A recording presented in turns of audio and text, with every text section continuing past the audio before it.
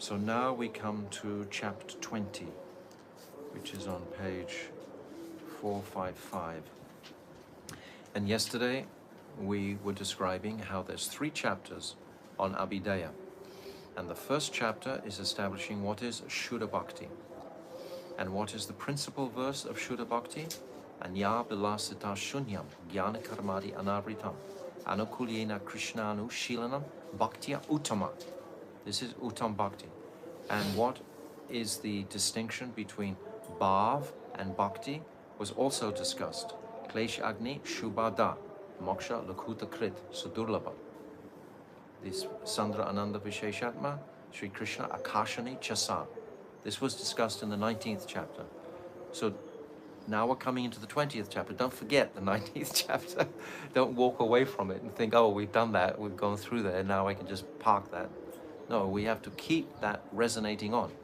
I mean, this is like an evolving truth that Bhaktivinoda Thakur is trying to shower into the heart of the conditioned jiva.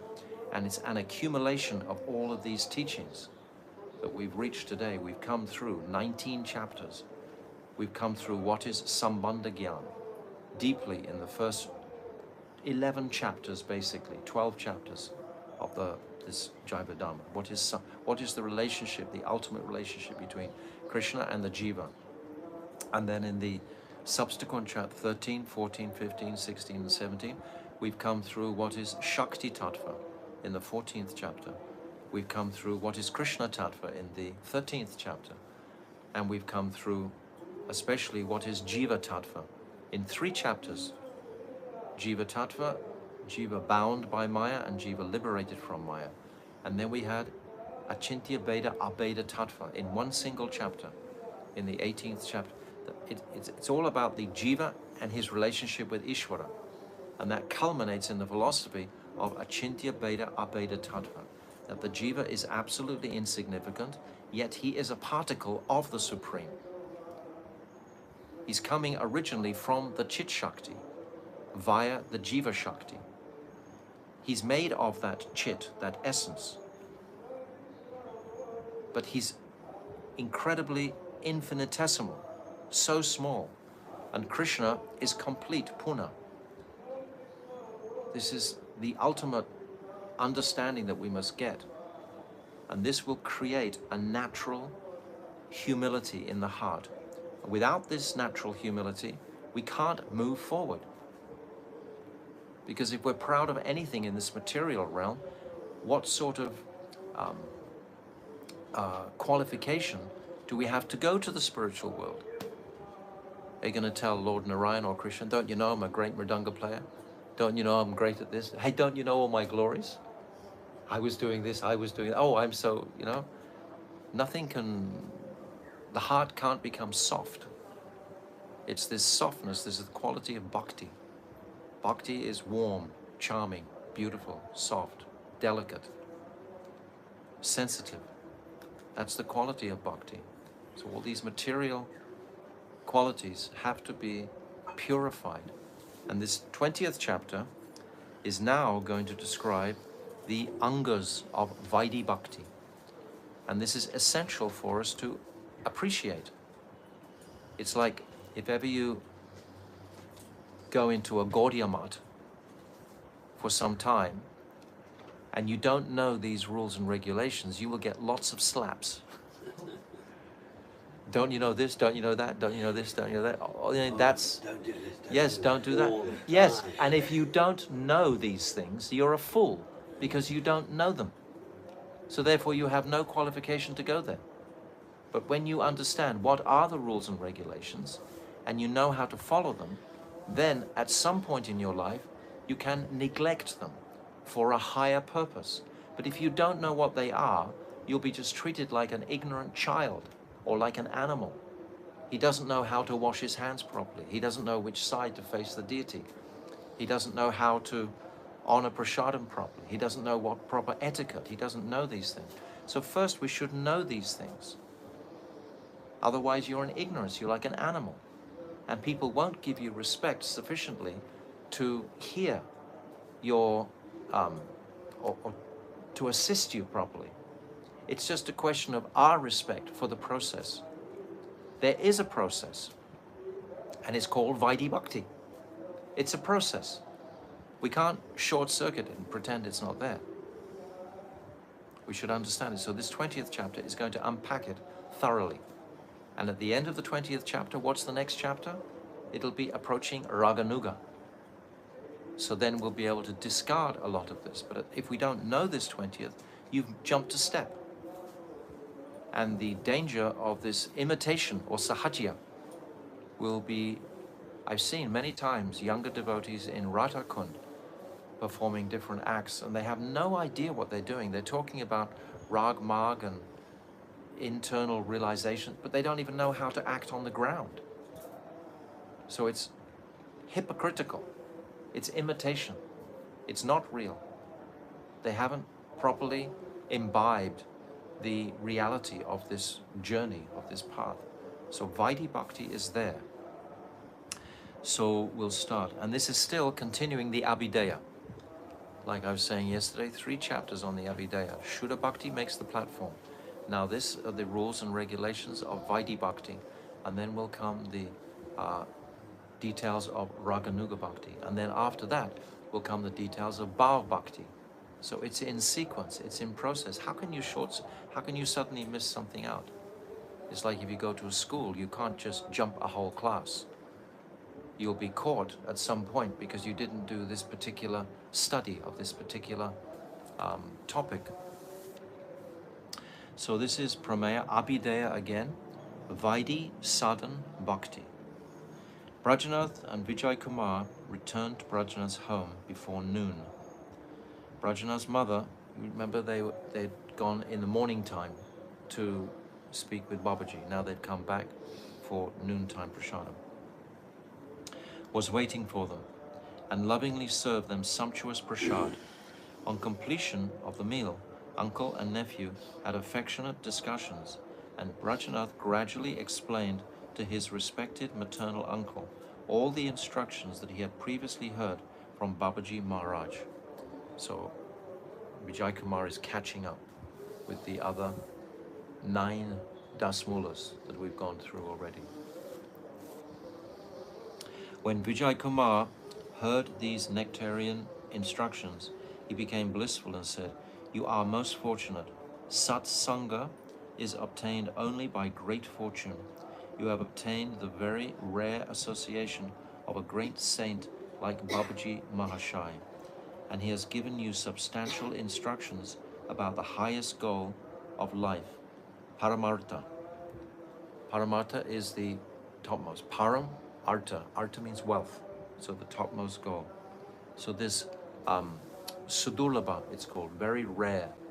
If we think that in this world, in this universe, there are many universes, but in this universe, something, what, 8 billion people, something like that?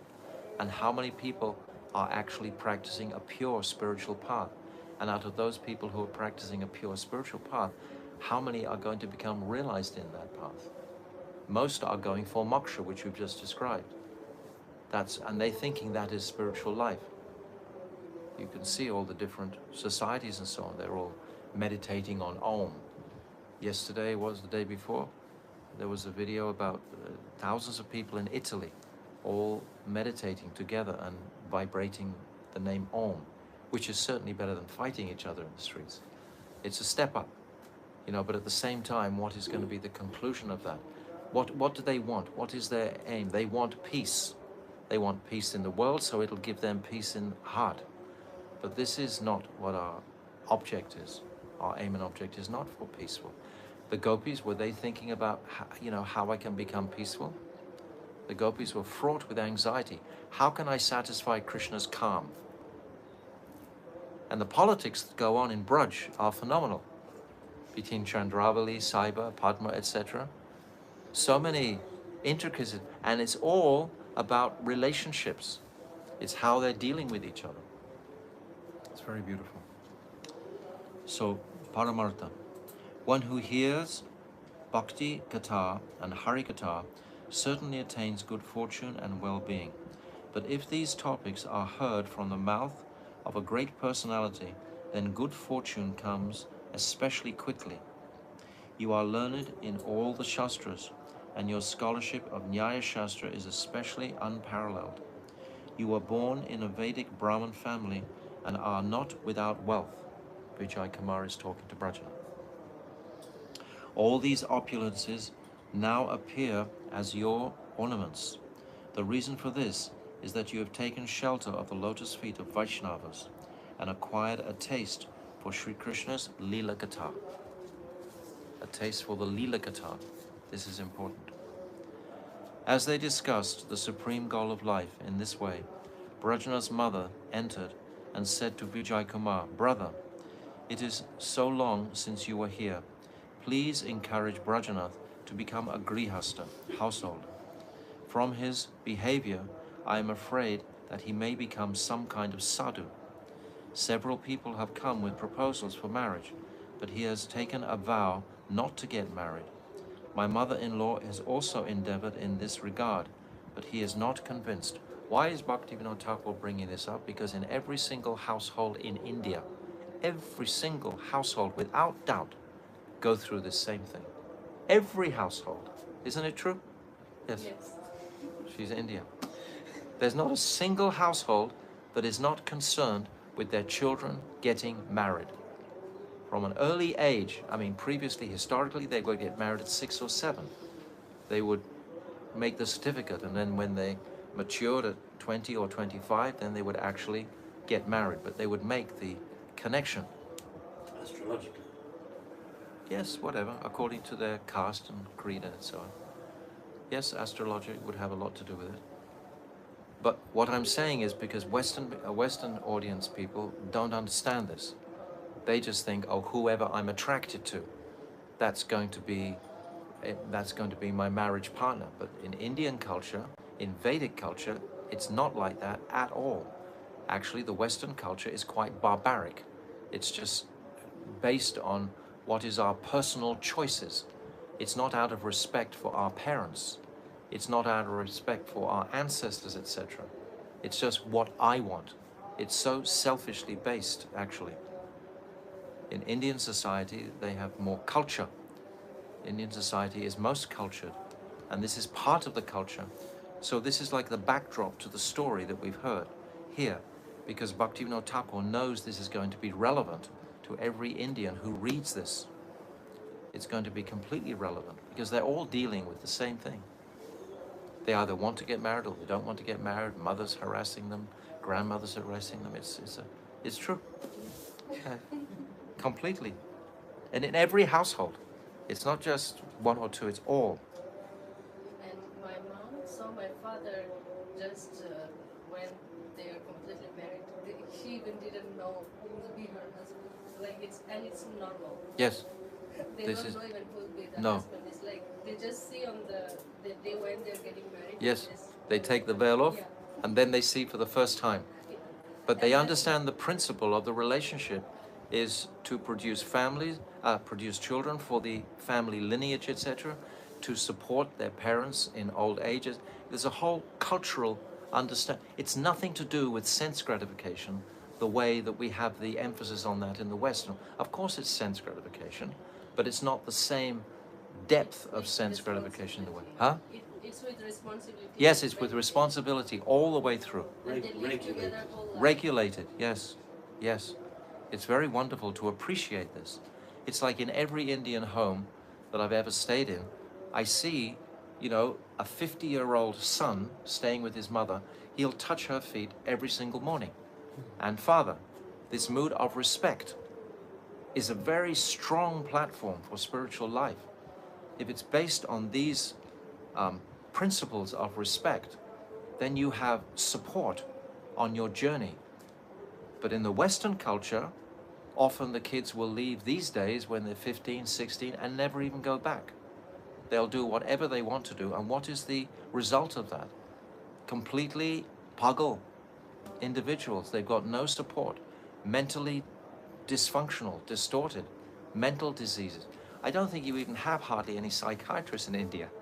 You don't have so much. Nowadays only. Oh, nowadays only, yes. Before it was like unheard of. Unheard of, yes. Correct, correct, correct. because they have this family support all the time. There's always someone to talk to. Even if you do go back and spend time like I do, all my parents' friends are saying, it's so strange, why is your son living with you? And my They don't mother understand. loves it, but it's like everybody else thinks it's as weird as anything. Get a job, get your own place, Yeah, be separate.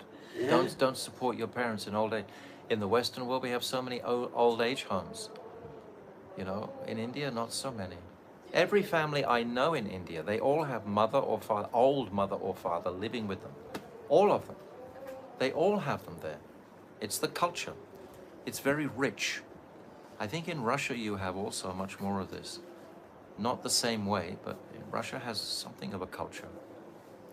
I've sensed that. They married and divorced, married and divorced. Oh, say, okay, Same with the okay. West. So, this is we're just appreciating just Vedic culture and how powerful it is.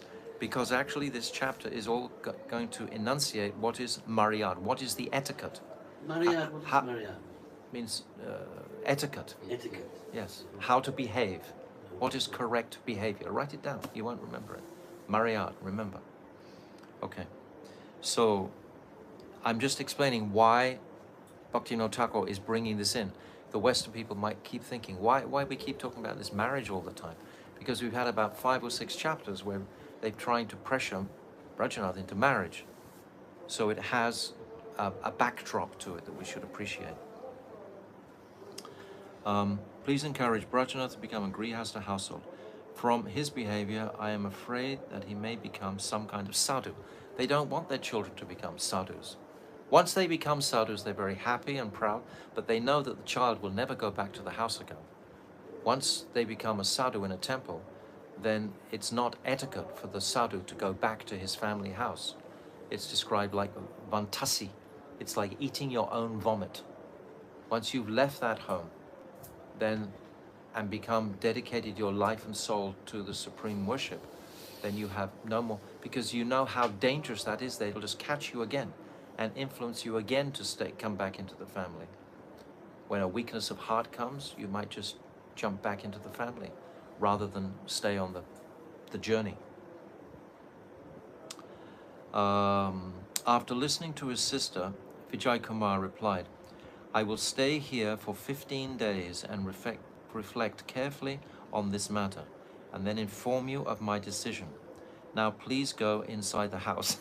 I just kind of always amused with the way, you know, this is his sister. She's in a woman's body. He's talking with Brajanath about spiritual matters. He doesn't want to be disturbed.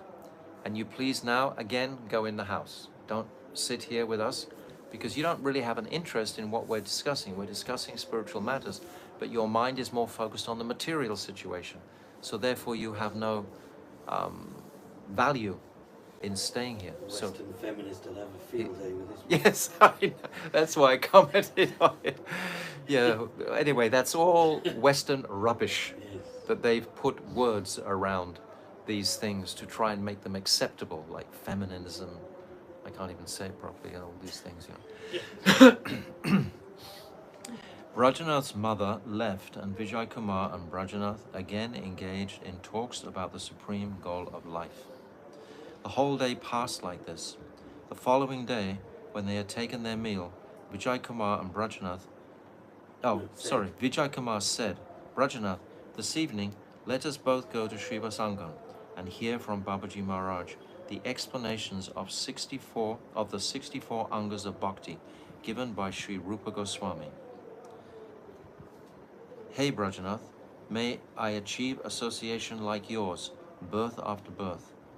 Now Babaji Mahashai has described 2 paths of sadhan bhakti, Vaidhi Marg and Rag Marg. Frankly speaking, we are actually qualified for Vaidhi Dharma. Thus, we should understand Vaidhi Marg thoroughly and begin to practice sadhan before hearing instructions on Rag Marg. This is what I said at the beginning. Unless we understand this, how can we legitimately expect to go to class 2 when we haven't done class 1 yet? During his last talk, Srila Babaji Maharaj gave us instructions about the 9-fold Navada process of bhakti, Shravanam, Kirtanam, Vishnu Smarana. we went through extensively. However, I do not understand how I should begin Navada Bhakti. Today we should understand this subject more deeply. So this wonderful inquiry. Vijay Kumar, who's a very mature devotee, is saying, I don't understand how to go forward. If you have that mood of not understanding, not appreciating, knowing that I don't have bhakti, that's the requirement to move forward. As soon as we understand our insignificance to some degree, then we can move forward to becoming significant servants of the Lord. But unless I understand my insignificance first, then how can we move forward? As they continued on in this way, it became evening. The sun's rays had left the earth and were playing with the high branches of the trees. Vijay Kumar and Brajanath left home and arrived at Shiva Sangan again. They offered their Dandavat pranams to the assembled Vaishnavas and then entered the elderly Babaji's kutir. Seeing how eager the Bhaktas were to learn, Babaji became very pleased. With great love, he embraced them and offered them each an asan. They both offered their Dandavat pranams to Babaji Mahashai's feet and sat down. After they had chatted for a short time, Vijay Kumar said, Prabhu, we are certainly giving you much trouble. However, you mercifully accepted because of your affection for the Bhaktas. Today we would like to hear from you about the 64 different angas of bhakti that Srila Rupa Goswami has described. Srila Rupa Goswami has described. If you think we are qualified, kindly tell us so that we can easily realize Shuddha Bhakti. They want to realize Shuddha Bhakti. They've heard about Shuddha Bhakti. Now what does realization mean? It means practicing. It means practicality. It means knowing what are the rules and regulations in your life.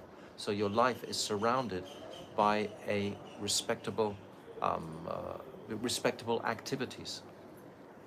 You're performing respectable. You're not disrespecting anyone because you know what is the etiquette. You know what is the maryad. You know what is the proper behavior. You won't put your feet in the wrong direction. You won't just sit on the floor and a speaker is sitting, then you just put your feet straight up. You wouldn't think to do like that. But someone who's not educated will do that. And someone who is educated will feel a little bit affront from someone who's doing that. Do you understand? It's all a beautiful construction of the path towards transcendence. When this mood of respect is generated deeply, it becomes very powerful support.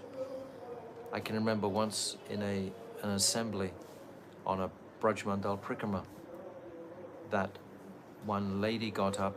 This was after my Gurudev had left, and she very boldly, she was actually an Indian lady, began to condemn the leaders for their collection actions, collecting money. And it was in a big assembly. There was about 400 or 500, 600, not more, 1,000 people in there. And we could actually perceive the structure that had been built of support for our spiritual crack, because it was like such an affrontive kind of behavior. It was completely discordant with the moods that we had been speaking previously. Do you understand what I'm saying clearly? It just like something really negative came into the atmosphere, which shattered the atmosphere that had already been gently constructed over many days to make a conducive atmosphere for our spiritual journey. It had just shattered it because it had brought in something really negative and disrespectful. So this is unfortunate, but we should appreciate how this disrespect can shatter the atmosphere in a spiritual assembly if we're not behaving correctly. Babaji smiled. Oh, yes, I'll read that last. If you think that we are qualified, kindly tell us so that we can easily realize. I wanted to emphasize this point. Realize Shuddha Bhakti. To realize Shuddha Bhakti means in my daily life. What am I doing in my daily, how am I acting and treating the world around me in my daily life? Not just in my head. You know, how is it going to translate? You see, that's how I understand this. Babaji smiled and said, "First, listen attentively. I will recite the 64 Angas of Bhakti as described by Sri Rupa Goswami, the first 10 of which are the basic preliminary Angas. 1. The first 5 are about Guru, most important. 1. Taking shelter of the lotus feet of Sri Guru, Guru Padashraya. 2. Taking initiation and instructions from Sri Guru, Guru Diksha and Guru Shiksha. I'm not going to comment on any of these because Babaji or Vijay and Brajanath are going to question on all of these afterwards, so I'm just going to read them right through. 3. Serving Sri Guru with faith, Vishvasa Purvaka Guru Seva. 4. Following the path outlined by sadhus. 5. Inquiring about Saddharma, or the procedures of bhajan. 6. Renouncing all enjoyment of sense objects for Krishna's sake. 7. Residing in dhams such as Dwarka and near to holy rivers such as Ganga and Jamuna. 8. Accepting only as much money and other facilities as are required to sustain one's life. 9. Respecting Ekadashi, Janmashtami, and other days related to Hari. 10. Offering respects to Ashwatha, Amalaka, and other sacred trees. The next 10 Angas take the form of prohibitions. 11. Abandoning all association of those who are averse to Krishna. 12. Not accepting unqualified people as disciples. 13. Renouncing preventative endeavors. Renouncing pretentious, that's where you came today. Exactly. Yes. I'm so Renouncing pretentious endeavors such as pompous festivals, etc. 14. Refraining from reading and reciting many books and making novel interpretations of Shastra. 15. Avoiding miserly behavior in practical dealings. 16. Not being influenced by emotions such as lamentation. 17. Not disrespecting or blaspheming the devatas. 18. Not harassing any jiva. 19. Abandoning fully offenses in seva aparad, and in the chanting of Sri Harinam, Nam aparad. 20. Not tolerating blasphemy of Bhagavan and his bhaktas. You should understand these 20 Angas to be the entrance to the temple of Bhakti. The first 3, taking shelter of the lotus feet of Sri Guru, taking Diksha and Shiksha from Guru, and serving him with faith, are the main activities. After this are the following. 21. Adopting the outward signs such as tilak of a Vaishnava. 22. Wearing the syllables of Sri Harinam on one's body. 23. Accepting the remnants of garments, garlands, and so on that have been offered to the deity. 24. Dancing in front of the deity. 25. Offering Dandavat pranams to Sri Guru, Vaishnava, and Bhagavan. 26. Respectfully rising from one's seat on having darshan of Hari, Guru, and Vaishnavas and greeting them. 27. Following the deity in procession. 28. Visiting the temples of Sri Bhagavan.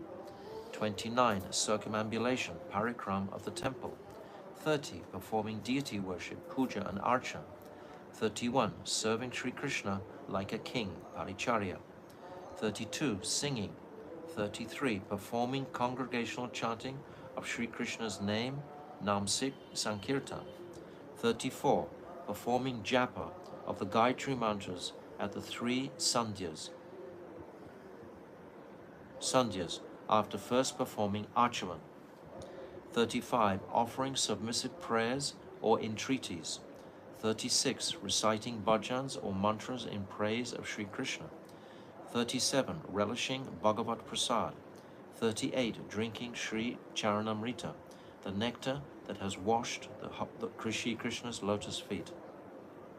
39. Smelling the fragrance of incense, garlands and so on that have been offered to Sri Krishna. 40. Touching the deity. 41. Viewing, darshan, Sri Murti with devotion.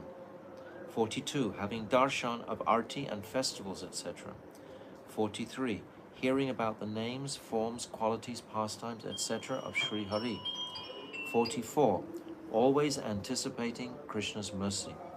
45. Contemplating, smaranam, Sri Krishna's name, form, qualities, and pastimes.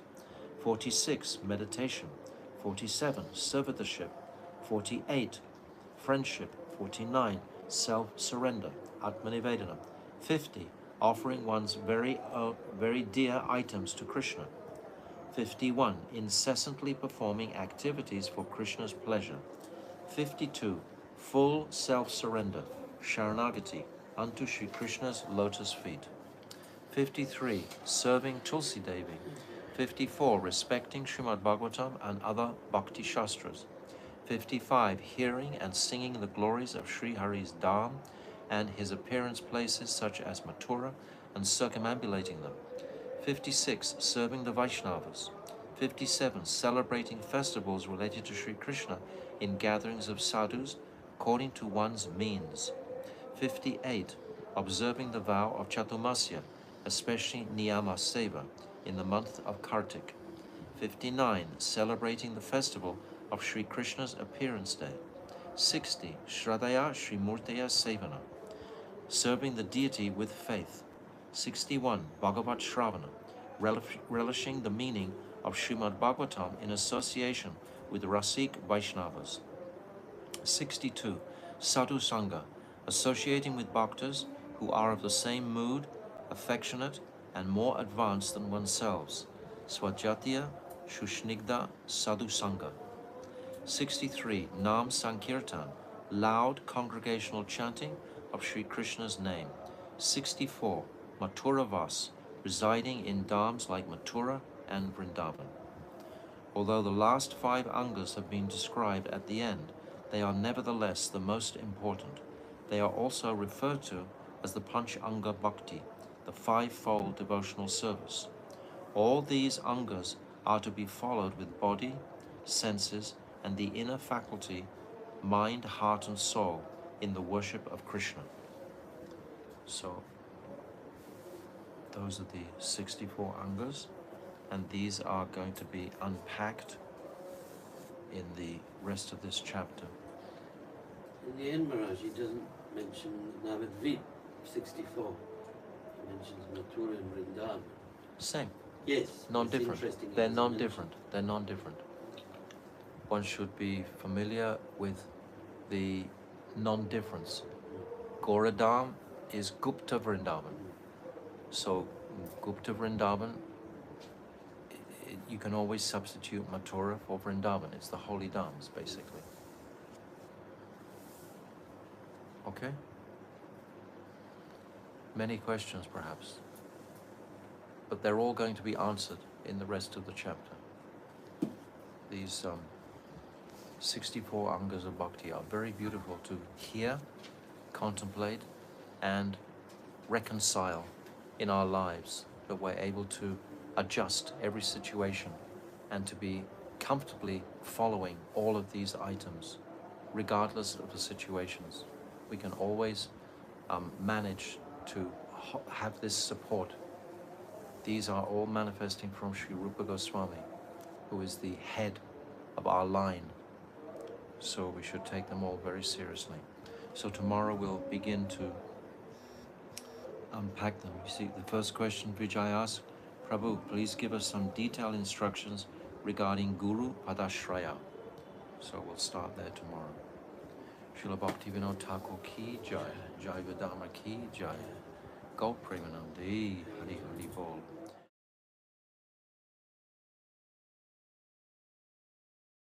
So we come to our chapter 20 on page 460, and we read yesterday all the 64 angas of devotion that Rupa Goswami has categorized.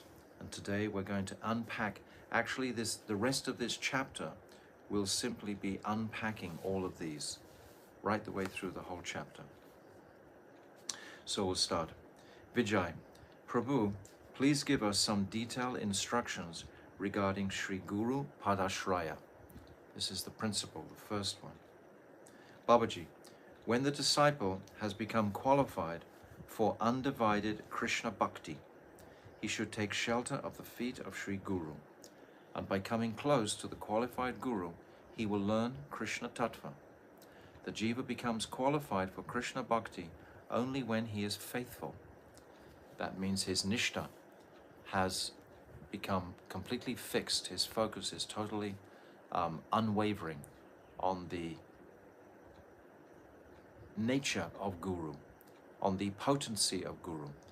If I have this unwavering, faithful veneration, faithful Sharanagat, faithful submission to Guru, Guru can very easily put within the heart these truths that he's carrying in his heart.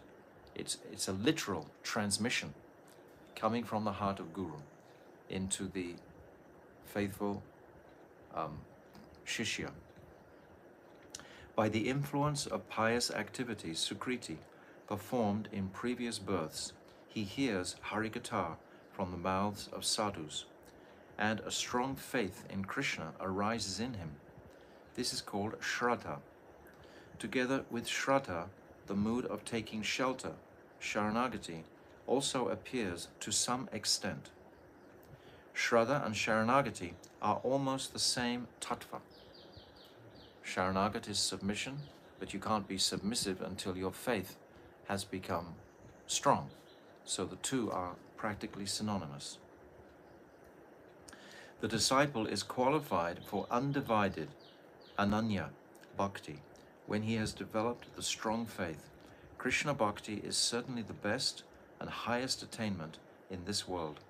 Thus I will accept Krishna Bhakti as my duty, and to that end I will do whatever is favorable for it, and reject all activities that are unfavorable. So we have the verse, Anyabhilasita sunyam, jnana karmadi anavritam.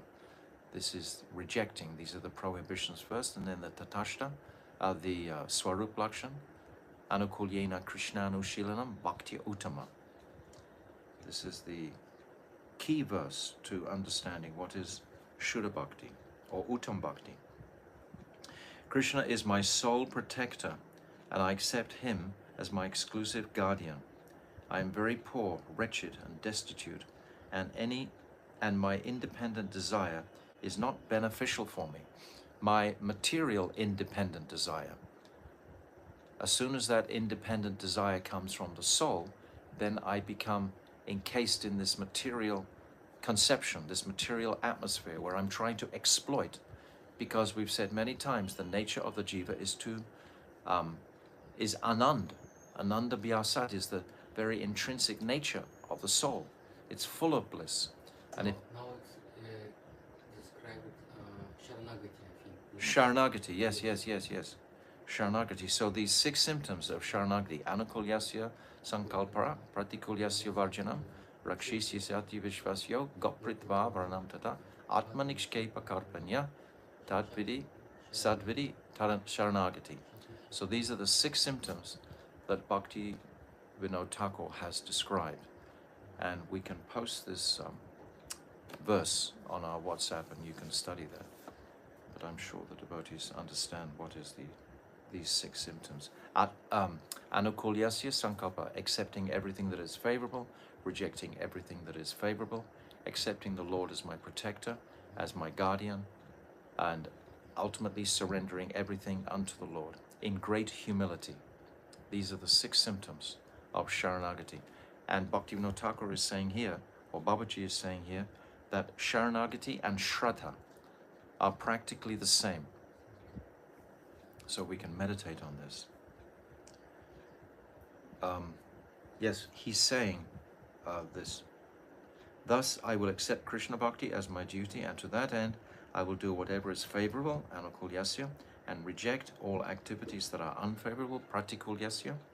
Krishna is my sole protector. This is Rakshisyati. And I will accept him as my exclusive guardian. This is Rakshisyati. I am very poor, wretched, and destitute. And my independent desire is not beneficial for me. Thus, following Krishna's desire exclusively is beneficial for me in all ways.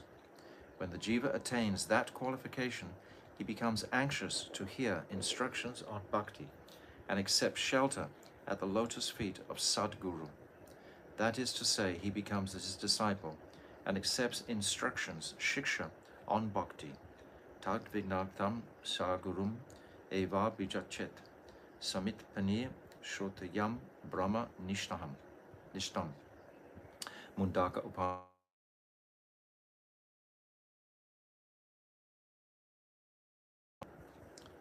In order to obtain knowledge of that Bhagavat Vastu, the absolute truth concerning Sri Bhagavan, one should approach Sadguru carrying firewood for sacrifice.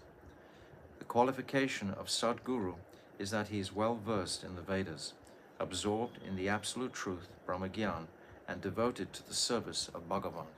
This is the same meaning practically as the verse Tasmat Guru Prapadyeta Jignashu Shrayan Uttamam Shabde Pranishnantam Brahmani Ashrayam. The same, saying that Guru must be knowledgeable in all Shastra, not only knowledgeable but realized in all Shastra, and be totally detached from this material world. This is the qualification of Sadguru. Acharyavan Purusho Veda, Chandogya Upanishad 6.14.2. He who takes shelter of Sadguru comes to know that Parabrahm, So these are descriptions of Shraddha, Sharanagati. We're going through the stages gradually. The qualities of a Sadguru, bona fide guru, and that of a Sat Shishya, bona fide disciple, are given in detail in Sri Hari Bhakti Vilas 1.23.64. The essence is that only a person with pure character and Shraddha is qualified to become a Shishya, and only that person who is endowed with Sudha Bhakti, who knows Bhakti Tattva, and is of spotless character, simple, without greed, free from Mayavad philosophy, and expert in all devotional activities, is qualified as Sadguru. So when we come to the lotus feet of Guru, Guru will explain to us what is Jiva Tattva, what is Maya Tattva, what is Bhakti Tattva, what is Krishna Tattva. All these tattvas must be explained clearly. And this Jaiva Dharma is explaining every single one of these tattvas with great detail. A Brahmana adorned with these qualities and who is honored by the whole society can be Guru of the other Varnas. If there is no Brahmana, the disciple can accept a Guru who is situated in a higher Varna than himself. Apart from these considerations of Varnashram, the principal consideration is that whoever knows Krishna Tattva can be accepted as Guru. So we have Kanishta Guru, we have Madhyam Guru, and we have Uttam Guru. There are three types of Guru. But at least we should come to the Madhyam stage. Apart from these considerations of Varnashram, the principal consideration is that whoever knows Krishna Tattva can be accepted as Guru. If a person born in one of the higher Varnas, Brahmana, Kshatriya, and Vaishnava, finds the above-mentioned qualities present in a person born of a Brahmana family and accepts him as Guru, then he can get some facilities and favors in a society that respects the higher Varna. Factually, though, only a worthy Bhakta can be Guru. So it's not dependent on caste. This is, Bhaktivinoda Thakur's made it very clear in the last chapter. This Varnashram is not, Bhakti is not depending on Varnashram system. And we discussed that in the Rai Ramananda Sangvad when we went through those different stages. Varnashram was presented first. respects the higher. Factually, though, only a worthy bhakta can be a guru.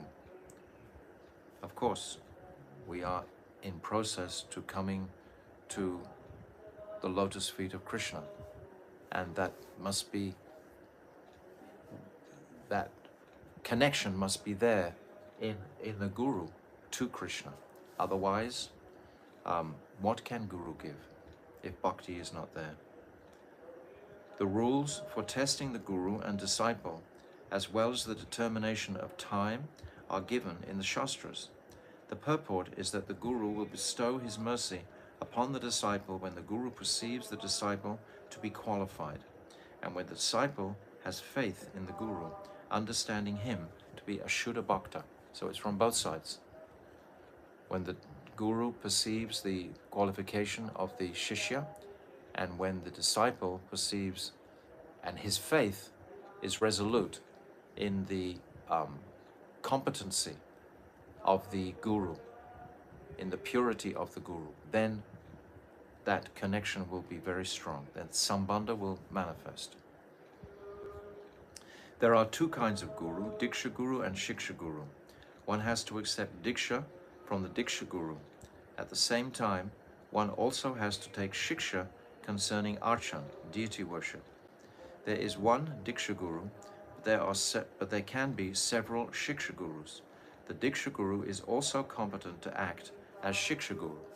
My Gurudev used to say all the time that his Guru was like a Shiksha Guru to him. In other words, he had such a Vishrambhana Seva towards his Guru that they had a very close, intimate relationship. So my Gurudev could ask familiarly all kinds of intimate questions to his Gurudev.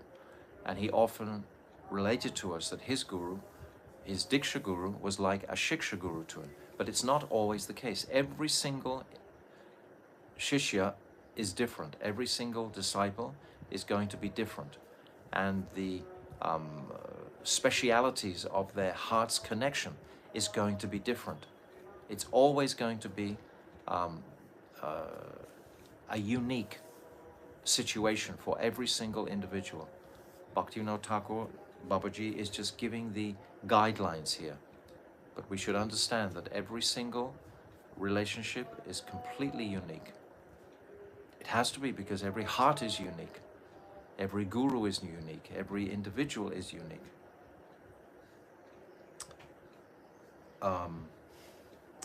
Vijay, since the Diksha Guru is not to be given up, how will Gurudev give Shiksha if he is not competent to give Sat Shiksha? So, if we're wanting guidance, and How does it? Huh? Sat Shiksha, what does it mean? Sat Shiksha means pure Shiksha. Oh. If we're taking Sat means pure. If we're taking, It means if we're, would be Diksha, Guru be you have Shiksha Diksha, also. but you want to take Sat Shiksha without giving up your Diksha Guru. This is the question that he's asking. This is what's going to be answered. Babaji, this is the requirement, you see. Before accepting a Guru, one should examine him to see that he is expert in the Tattva spoken in the Vedas and has realized Paratattva. This is the duty of the Shishya, of the Sat Shishya. If he is, then he will certainly be capable of giving all kinds of instructions about the absolute truth. Normally, there is no question of giving up the Diksha Guru. There are two circumstances, however, in which he should be abandoned. First, if the disciple accepted the Guru without examining the Guru's knowledge of the absolute truth, his Vaishnava qualities, and his other qualifications. In other words, it's the responsibility of the disciple. But then we say, if the disciple has no knowledge when he first comes, then how is he responsible? And that should be encouraged by the responsible person who is going to take the role of Guru to instruct the disciple in Tattva.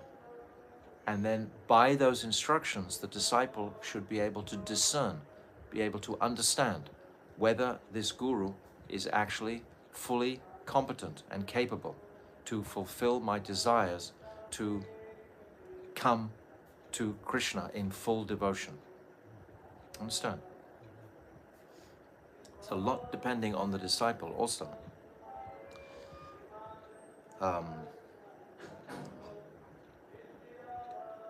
I'll read that again. There are two circumstances, however, in which he should be abandoned. First, if the disciple accepted the Guru without examining the Guru's knowledge of the absolute truth, his Vaishnava qualities, and his other qualifications. And second, if after initiation the Guru does not perform any function, he should be given up. Many passages in Shastra give evidence for this. So this is the evidence. Yo vyaktir naya rahitam anyena shrinoti ya tva abo narakam goram rajata kalam akshyam. Hari Bhaktivilas 162. He who poses as an acharya but gives false instructions that are opposed to the Sattvata Shastras will reside in a terrible hell for an unlimited period of time, and so will the misguided disciple who mistakenly listens to such a false guru. In other words, both have responsibility, guru and disciple. We can't suddenly be with some guru for some time and then complain that the guru isn't sufficiently in knowledge. What is it? False instruction. What is it? False instruction is he's not directing you to take shelter of Nam, or he's giving you other indications apart from the pure principles delineated by Srila Rupa Goswami. If he's advocating that you should do so many different ceremonies and rituals and so on that are not in our Guru Varga, that are not clearly. What it means to know Tattva and know Shastra is to understand the words of all our previous acharyas. This is how we can understand Guru. If Guru is repeating the words of Rupa Goswami, Sanatana Goswami, Krishnadas Kaviraj, Srila Vishwanath Chakravarti Thakur, Srila Bhaktivinoda Thakur, if he's repeating these instructions, then we understand this is Sadguru. This is pure Guru. Guru should not innovate or speculate or change anything that the initial our line has proclaimed is most beneficial for the jivas. If all of a sudden someone starts to say, oh, you know, why are you wearing cloth in the Western? Why don't you just wear pants and a shirt? Is that what our Guru Varga has advocated? Is that what they've actually said? Like, that's a small thing, but at the same time, it's indicative of innovating. Bhaktivedanta Swami Prabhupada used to become very irritated when some of his Western disciples would try to speculate on the path and create newer and novel ways to perform kirtan, for example, with rock and roll bands and so on, thinking that, oh, this is going to be more compatible with the people. But actually, the sound vibration is not going to be as potent as a traditional kirtan will be. So things of that nature. It has to be time, place, and circumstance, but we should try to understand what is the heart and mood of our Guru Varga, and what do they want, how do they want us to present ourselves in the world, representing Chaitanya Mahaprabhu, and not to be speculative and think, oh, we have to innovate all the time. And you'll be innovating so much that you'll just forget about the actual truth. The actual reality will become diminished. What do you think? If Huh? somebody do some kirtana and use guitar, for example, guitar, and use this instrument, These instruments can be used, but we should understand their limited nature. Just understand their limited nature. Like Bhaktisiddhanta Saraswati, for example, he said we shouldn't even use harmonium particularly. So there are different considerations here in time, place, and circumstance. That's what I'm saying. According to time, place, and circumstance. But if a guru, we're talking about guru here, if guru is advocating something that is contrary to the mood and direction of our Guru Varga, that's when we can feel confident to stop taking instruction from that Guru. Just there. And everything else is going to be time, place, and circumstance. There are always considerations in every single circumstance. If there's no other instruments around, just a guitar, then it's played and people get joyously sad. But there's a difference between enjoying kirtan for ourselves, which is often goes along with the musical accompaniment. If the musical accompaniment becomes more prominent than the actual sound vibration of the Mahamantra, if that becomes more of the focus, then we're going to lose the potency of the Mahamantra itself. That can, when it slip into different types of presentations. But I think you understand the mood.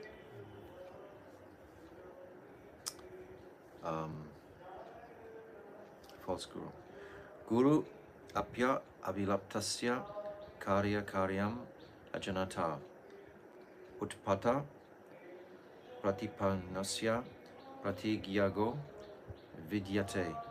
Mahabharat Udyogya Parva 179.25 and the Narad Pancharatna 110.20. It is one's duty to give up a guru who cannot teach the disciple what he should do and what he should not do, and who takes the wrong path, either because of bad association or because he is opposed to Vaishnavas. This is the principle. If someone is opposing the Vaishnava line, a Vaishnava is representing the entire Guru Varga, particularly Rupa Goswami, and all our Goswamis. That's what a Vaishnava is. Someone said a question, I couldn't read it. So, because he is opposed to Vaishnavas, if we're not endeavoring to take the lotus feet of all our Guru Varga within our hearts, and we're looking to a different direction, this is a distraction. And we are familiar with so many gurus who have fallen down in the past themselves, and their disciples, sometimes they hang on to them and try to proclaim them as pure gurus, but actually the rest of the Vaishnava community is recognizing actually they're not pure gurus. So it's very individual in each set of circumstances. We have to examine closely. To try to say broadly is going to take away something, but we have to appreciate and be balanced in this.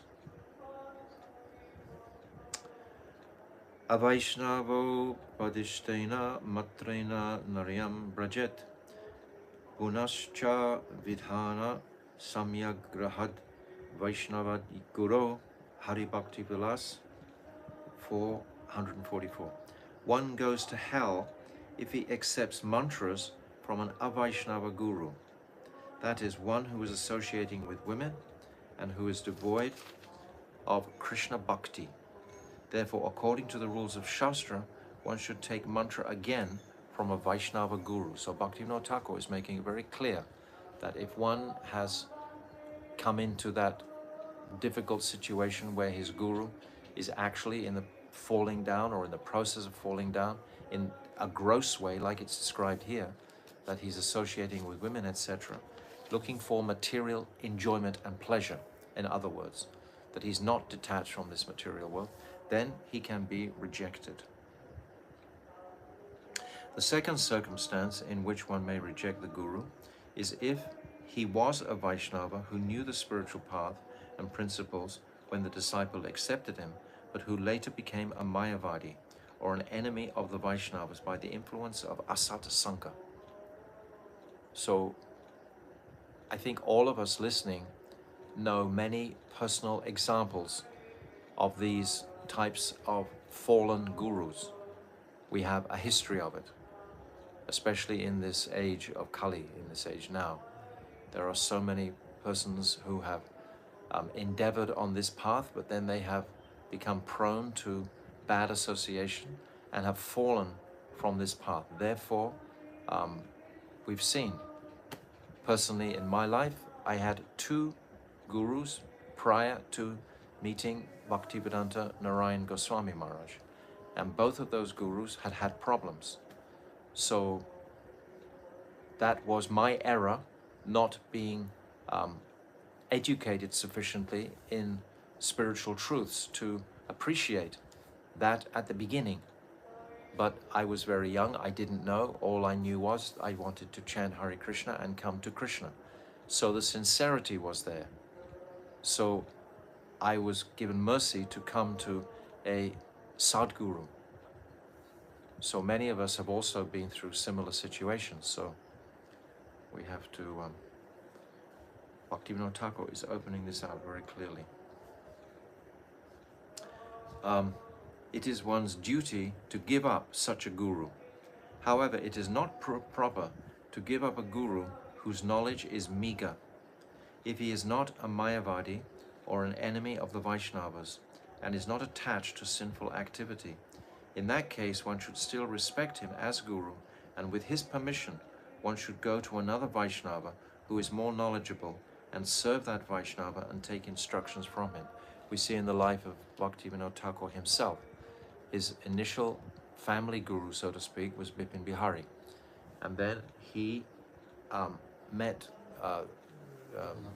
Jagannath Das Babaji Maharaj and took complete shelter of Jagannath. But he never disrespected his Bipin Bihari. There was no time when it's revealed that he disrespected his guru.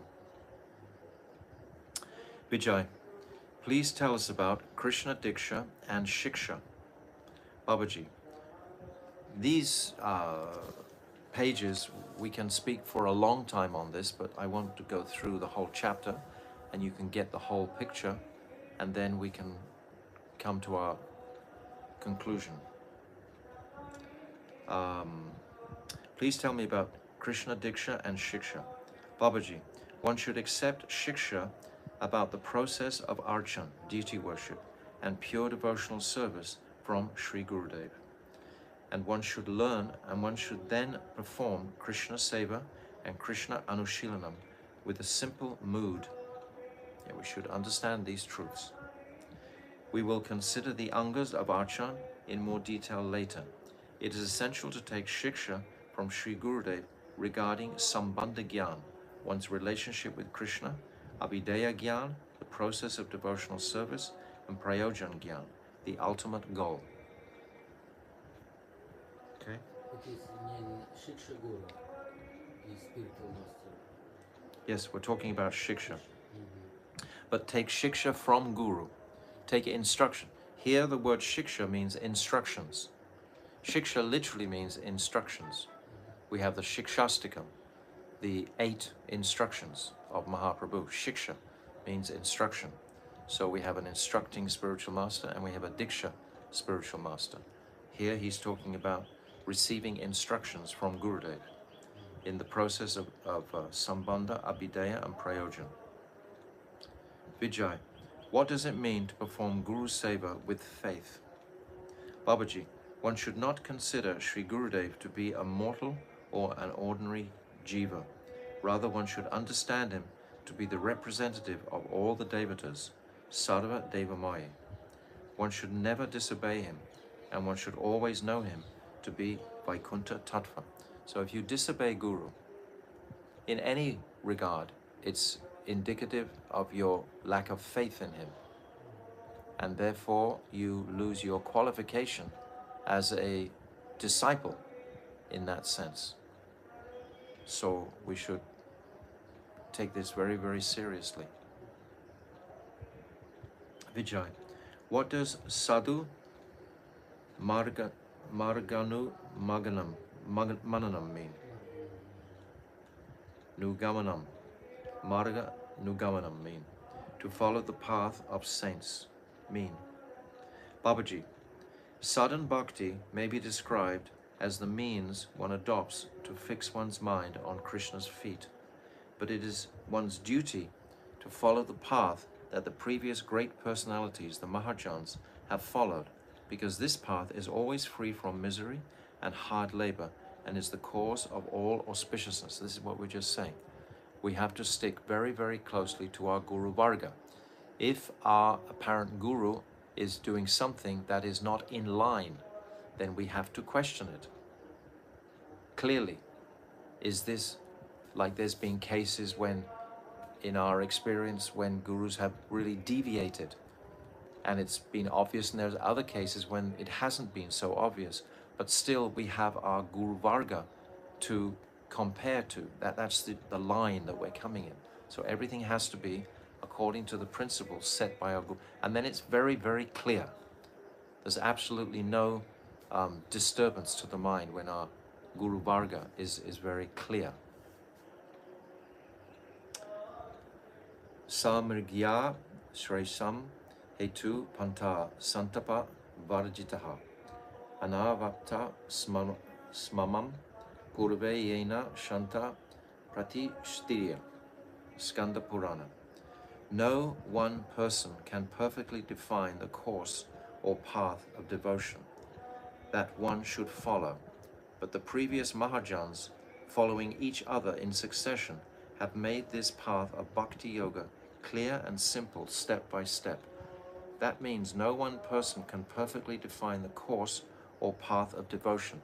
That individual, unique path to one's own soul's liberation from matter or connection with the Supreme in service is one's own devotion.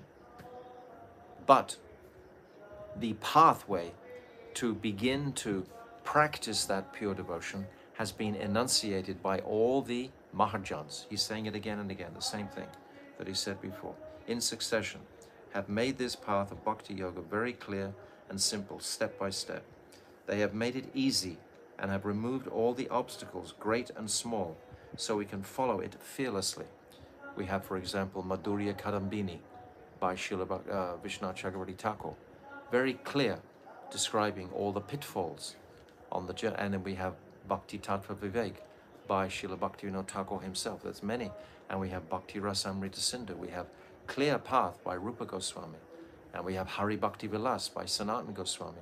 Jiva Goswami has written so many compilations, the Sandarbhas example. And Krishnadas Kaviraj, he's given us the entire Chaitanya Charitamrita, the activities directly of Chaitanya Mahaprabhu. What did Mahaprabhu, what were his daily activities? How much would he associate with women? For example, there's a story that when all the Bengali devotees arrived in Puri, there was a confectionist who had a shop, and when Mahaprabhu was a young boy, he would go and he would take sweets from the shop regularly. And the confectioner's wife was very friendly to Mahaprabhu as a small boy. So this confectionist, he came to Mahaprabhu in Jagannath Puri, and he said to him, "Oh, and I brought my wife with me." Mahaprabhu immediately turned away. Immediately there was a reaction in his body, just the mention of a wife, another woman. And he didn't say any more about it, and that man understood not to bring his wife into the presence of Mahaprabhu. So Mahaprabhu was so strict on this point, because that is the greatest allurement for sensual pleasure. And the weakened, conditioned souls will look to that direction for pleasure. So Mahaprabhu was, and in the case of Junior Haridas, so many examples in the life of Mahaprabhu. They have made it easy and removed all the obstacles, great and small, so we can follow it fearlessly. Therefore, it is one's duty to depend only on that path. Even if one is performing single-pointed, undivided bhakti of Sri Hari, his bhakti can never bring good fortune if he is violating the rules of Shruti, Smriti, the Puranas, and the Pancharatras. One should understand that such unauthorized bhakti will only be the cause of confusion and disaster. Don't speculate. We said this at the very beginning. Don't try and create something innovative, something novel. Stay with the traditional mood that our Guru Varga has given to us, especially through Bhaktivedanta Swami Srila Prabhupada. He gave us it very, very clearly. And he made some concessions, and we can follow those concessions, etc. But they're coming from him. Shruti Smriti Puranadi Pancharatra Vidim Vina Aikantiki Hare Bhakti Upatyaiva Kalpite. The Brahma Yamal quoted in Sri Bhakti Rasamrita Sindhu. This is more or less saying one should very much hold to the authorized instructions of Shastra in all of our activities and not deviate. Understand all these things? Very clear. It's a strict path. If you want to enjoy matter, it'll be a strict path. But if you want to come to Krishna, it's a beautiful support. Either way, if you're anxious to come to Krishna, you will embrace this very deeply, very easily. Yes, I want to do what is correct by the Mahajans. Yes, I want to follow the authentic path. I want to chant mantras that Krishna will hear, will understand. I want to know those. So it'll be very supportive. But if I want to enjoy matter and try to distort it, then it'll be great confusion and disaster. If I try to do separately from Smriti and Shruti, the Pancharatna, and Puranadi, the Puranas, what they instruct. Vijay, please tell us clearly how unauthorized Hari Bhakti can be the cause of disaster. So Bhaktivinoda Thakur is going to really come out with this. Babaji, single-pointed and undivided consciousness in Shuddha Bhakti is only obtained by depending on the path given by the previous Mahajans. Mahajanayena Gatasa Panta. One cannot attain single-pointed consciousness if one leaves the path of the previous Mahajans and creates another path. Bhaktivedanta Swami Prabhupada became so angry in so many different instances. The older devotees can relate to us. It's written. Different directives that he gave when he would say something and then they would do something completely contrary, thinking that this would actually be more pleasing, but it's not more pleasing. The bona fide path is pleasing. One cannot attain single-pointed consciousness if one leaves the path of the previous Mahajans and creates another path. Consequently, Dattatreya, Buddha, and other teachers who were not able to understand Shuddha Bhakti accepted a shadow of this mood and propagated the very insignificant paths of Mayavad Mishra, Bhakti mixed with Mayavad, and Naishtakata Mishra, Bhakti mixed with atheism. They did this for a purpose. Dattatreya is actually the manifestation of Vishnu. And Buddha is also Buddha avatar. It means Buddha. Buddha avatar, yes. So they had a specific purpose in mind for that. They wanted to distract those people who only had a material tendency in their heart away from the purity and speciality of Shuddha Bhakti, so that the bhaktas would be protected in their path and that it wouldn't become covered by the Mayavadis. So they had their own separate Mayavad path of Buddhism, of those that followed Dattatreya also. Bhakti mixed with atheism.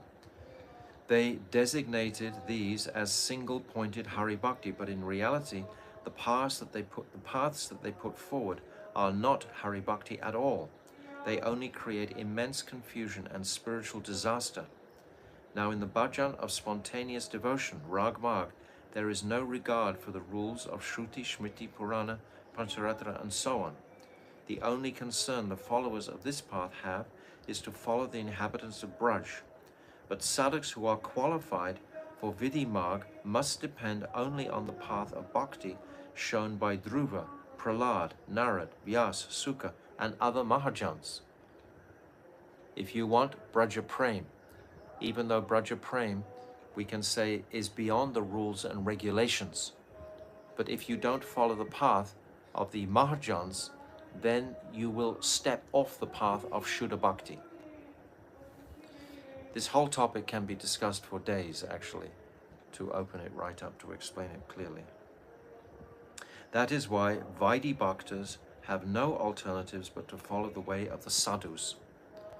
If we follow carefully in the footsteps of the sadhus, then all auspiciousness will come to our lives.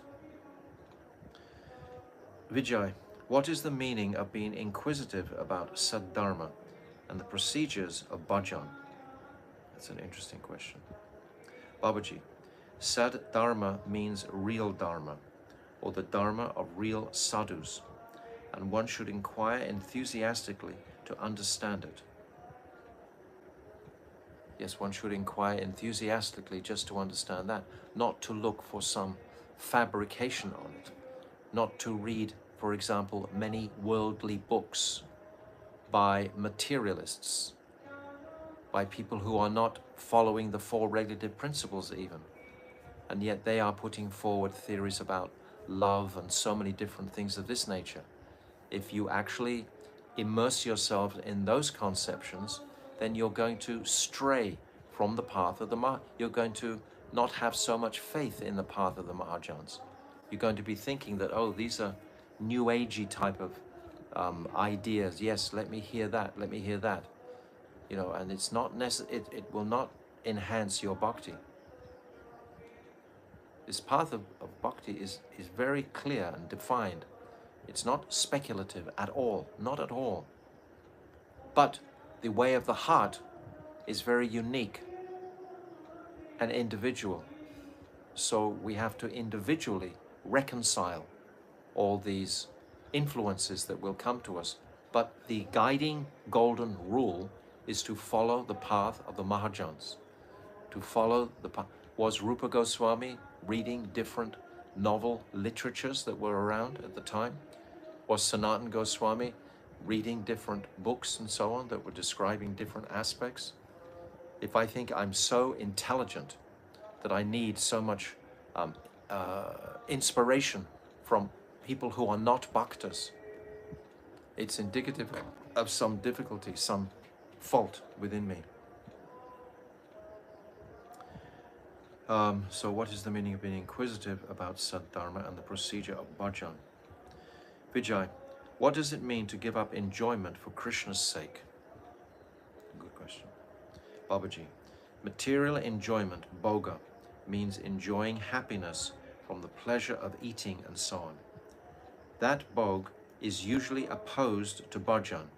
So bhajan becomes easy when one gives up such enjoyment for the purpose of Krishna bhajan. One should be controlled in his diet, in his eating. If he's always indulging in various foodstuffs that are not conducive for his bhajan, for his material health, then it's going to be difficult for him, without a doubt.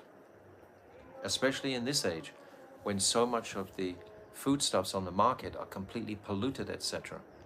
The devotees have to become very wise to know what is actually good for my body and what is not good for my body. That bhoga is usually opposed to bhajan, so bhajan becomes easy when one gives up sense enjoyment for the purpose of Krishna bhajan. If you're always taking, for example, snacks or something like that, that has no nutrient value, and you can't even offer that to Krishna, then of course it's going to be detrimental for any type of, and it's going to agitate the mind and the senses. If the senses are always allowed to be unrestrained and just take whatever you want at any time you want, if you're not regulated in your habits, it's going to be very difficult for bhajan. Very difficult. A person who is attached to material enjoyment is just like a person who drinks alcohol, for he is so much attached to the objects of his senses that he is unable to perform Shuddha Bhakti. Therefore, we should not enjoy material food, rather we should only honor and serve Bhagavat Prasad. My Gurudeva said so many times this same thing. Don't enjoy the prasad, but serve the prasad. One should protect the body that we use in service and also give up all kinds of enjoyment on Ekadashi, Janmastami, Falgun Purnima, Nrsimha Chaturdasi, and similar days. We have the opportunity to practice restraint. On all these days, on Ekadashi we fast until midday, etc. On Janmastami we fast all day. On Nrsimha Chaturdasi we fast until moonrise. So these are very good habits for the devotee to develop. This ability to fast when it's necessary. And if you're on a plane, for example, and they're just providing cooked food by other people, you have no idea what's in it, then try to fast. Actually, if you don't take any foods on a plane journey, you won't suffer any jet lag. It's a scientific fact. People have done it. They've fasted on an 18-hour journey, flight, and they've had absolutely no jet lag whatsoever. But if you constantly indulge the senses, they're going to become agitated. This is the point. It's all very simple. I think this is very basic, what we're saying here. No need for discussion on it. And similar. So Ekadashi, these. Vijay. What does it mean to reside in dharms such as Dwarka and places where the Ganga and other holy rivers? Near the Ganga and other holy rivers. Babaji, faith and steadiness in bhakti, bhakti nishta, arise in the places where Bhagavan's blessed appearance and other pastimes took place, and near pious rivers such as Ganga and Jamuna. Bhaktivedanta Swami Prabhupada, he once commented, why are so many of the people in Bengal so pious? And he said, because daily they take bath in the Ganga. This will create a piety in the heart, because Ganga Devi is so pure.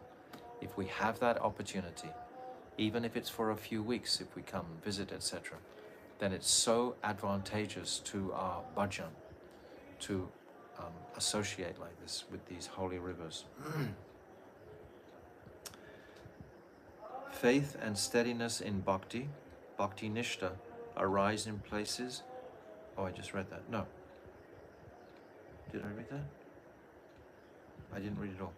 Faith and steadiness in bhakti, bhakti nishta, arise in the places where Bhagavan's blessed appearance and other pastimes took place, and near pious rivers such as Ganga and Jamuna. Vijay. Thus, if one resides in Sri Navadvip Dham, one becomes purified. Is the Ganga the cause of this, or is there another cause as well? Babaji. Aho, one receives all the benefits of residing in Vrindavan if one resides anywhere within the 16 kroshas of Sri Navadvip, and especially if one resides in Sri Mayapur, Ayodhya, Mathura, Gaya, Kashi, Kanchi, Avantika, and Dwarka are the 7 holy places that give liberation, but among them Sri Mayapur is the most important dham. The reason is that Sriman Mahaprabhu has caused his eternal abode, Svetadvip, to descend here. 4 centuries after Sriman Mahaprabhu's appearance, this Svetadvip will become the most important dham, above all the other dhams on earth. By residing in this dham, one becomes free from all kinds of offenses and attains Shuddha Bhakti. Sri Prabodhananda Saraswati has accepted this dham as non-different from Sri Vrindavan. In fact, in some places, he has shown that it's even more glorious. Prabodhananda Saraswati, he's written this Vrindavan Mahimamrita, the glories. We have 19 satakas, they're called, of the glories of Vrindavan.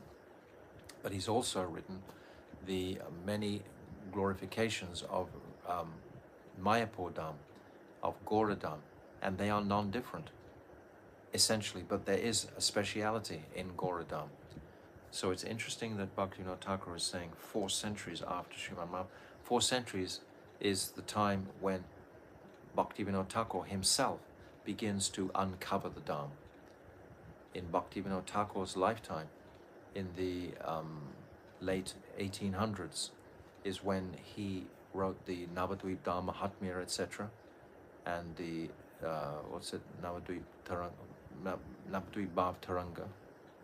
When he wrote these books uncovering the holy Dham. So this is when it began with Because when Bhaktivinoda Thakur was growing up, there was no knowledge of where was the Yog Pit. There was no knowledge of any of the different islands which they were, which they represented, where was Mayapur, etc. Because Ganga Devi had carved through the land so much over 400 years that everything had become changed from when Mahaprabhu was present. So it's up, Mahaprabhu, Bhaktivinoda Thakur himself is that personality who put this Dham clearly for people to understand. This is one of his greatest gifts. So many gifts Bhaktivinoda Thakur has given. So we'll stop here. So many interesting points, and I'm just going very briefly through all these points. I'm sure we can have many discussions about all of these points, but the principle that we've discussed today is Mahajana Yena Gata Sapanta, to follow the path of the Mahajans and not to be speculative in any of our dealings or activities, but to stay very close to the Guru Varga's directives, and then we will be successful in Shuddha Bhakti. Otherwise we will slip off the edge very easily. So we'll continue tomorrow from Vijay saying, what does it mean to adopt appropriate means to sustain one's life for practicing bhakti? So we'll go from there tomorrow. Srila Bhaktivinoda Thakur ki jai, Ananta Gauda Vaishnava Vrinda ki jai, Go Premanande.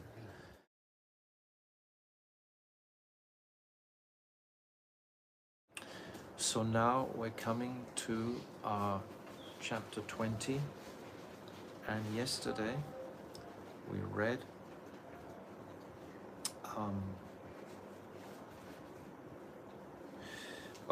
we talked about the injunctions of Guru, following Guru, particularly the first 5 angas of bhakti that were described, Diksha Guru and Shiksha Guru. This is what we discussed yesterday. So then we were talking about residing in Vrindavan. That was the final thing we were saying. And we've come halfway down page 467, or 3/4 of the way down. Vijay, what does it mean to adopt appropriate means to sustain one's life for practicing bhakti? Very interesting question. Babaji, it is said in the Naradiya Purana, Yavat Syat Svan Nirvahara Svi Kuryat Tavad Artavit Adikye Nyun Yatyam Cha Chaivate Paramartaha. A wealthy person should accept as much wealth as he requires to follow the rules and rituals that sustain his bhakti. Accepting more or less than necessary is a cause of falling down, even from the highest level. So all these Shastric injunctions, as we've just been talking about, are to support our journey on our path. They're all to help us enhance. And as much as possible, we should try and incorporate them into our lives. One who is qualified for Vaidhi Bhakti may earn his livelihood by some proper means according to Varnashram Dharma. It is beneficial to accept wealth according to one's necessity. Accepting more than necessary results in attachment, which gradually destroys one's bhajan. It is not beneficial either to accept less than necessary, because the resultant scarcity will also weaken one's bhajan. So it's a balance. We take what is necessary, nothing more, nothing less. Bhagavad Gita is saying the same in that 6th chapter. Therefore, as long as one is not qualified for complete detachment, nirapeksha, one should accept wealth and so forth to maintain one's life and to follow Shuddha Bhakti. So as much as possible, we should be accepting whatever karmic fruitive results have come to us. Accept that without striving for more. That striving for material gains is going to hinder our energies and enthusiasm towards bhakti. If we're always looking for a material goal, You understand? If I think that I have to have, you know, a better place to live to perform bhakti, if I'm always agitated by this idea, that's going to distract me from my focus of time, because it's pushing me into the future rather than allowing me to live in the powerful present. The powerful present is perfect for bhakti. Srila Bhakti Rakshak Sridhar Maharaj has said the environment is always favorable for bhakti. It's always favorable. If bhakti is our intention, if that's our intention, then it's always there. Everything is there. But if I become disturbed and agitated, wanting to change my situation all the time, wanting to upgrade my material status or whatever, then that's going to be detrimental. It's going to be an obstacle. Vijay, how does one observe Harivarsha? Vasara. Babaji, the term Harivarsa refers to pure or unbroken Shuddha Ekadashi. Mixed Vida Ekadashi must be given up. In cases where Dwadasi is Mahadwadasi, Dwadasi should be observed instead of Ekadashi. This coming Monday is Mahadwadasi. Ekadashi is on Sunday, but it's not good for fasting, so we observe it on the Monday instead, for example. One should observe celibacy on the previous day and then spend the day of Harivarsa fasting without taking water. One should stay awake the whole night, incessantly engaged in bhajan, and on the next day one should observe celibacy and break the fast at the proper time. This is proper observance of Harivarsa. So this is the proper observance. Whether we can do that or not is up to us, but at least we should know what is the standard. If we don't know what is the standard, then we're in ignorance. We should know what is the standard. It is not possible to observe Nirjal fasting. It is not possible to observe Nirjal fasting, i.e. fasting without drinking water, without giving up Mahaprasad. I don't understand that. It is not possible to observe Nirjal fasting without giving up Mahaprasad. If one does not have the ability or strength to observe Harivarsa properly, there is a provision for alternative arrangements, Anukalpa. According to Hari Bhakti Vilas, a representative may fast on one's behalf. That's interesting. Okay? These are what is acceptable and what's not acceptable. Upavasetva ashaktasya ahit agneya atapi va putran va karyet anyan brahmanan vapi karyet. Hari Bhakti Vilas 12:34. If a Sagnika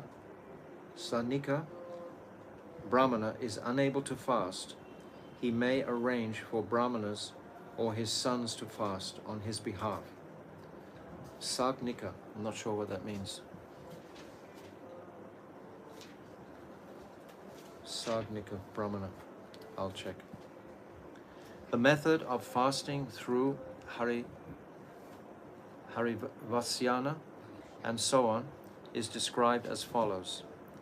Naktam Havisyana Manodanam Va Phalam Tila Shiram Atambu Charyam Yat Pancha Gavyam Yadi Vapi Vayo Prashastam Arotraram Uttaran Cha. Vayu Purana, quoted in Hari Bhakti Vilas 12:39. Raj? Yeah. A Sagnika Brahmana is one who keeps the fire going without it turning off. Okay, very good. So, a Sagnika For yagya. Brahmana keeps the fire going, Yeah. never turns the fire off. Perpetual fire burning in his house for the sake of performing yagya. Okay, so if one is doing that and is unable to fast, then he can arrange for a Brahmana to fast on his behalf. In the evening, instead of grains, one should take other foodstuffs. harivisyana, such as fruits, sesame, milk, water, ghee, panchagavya, and air. In this list, each item is better than the one before.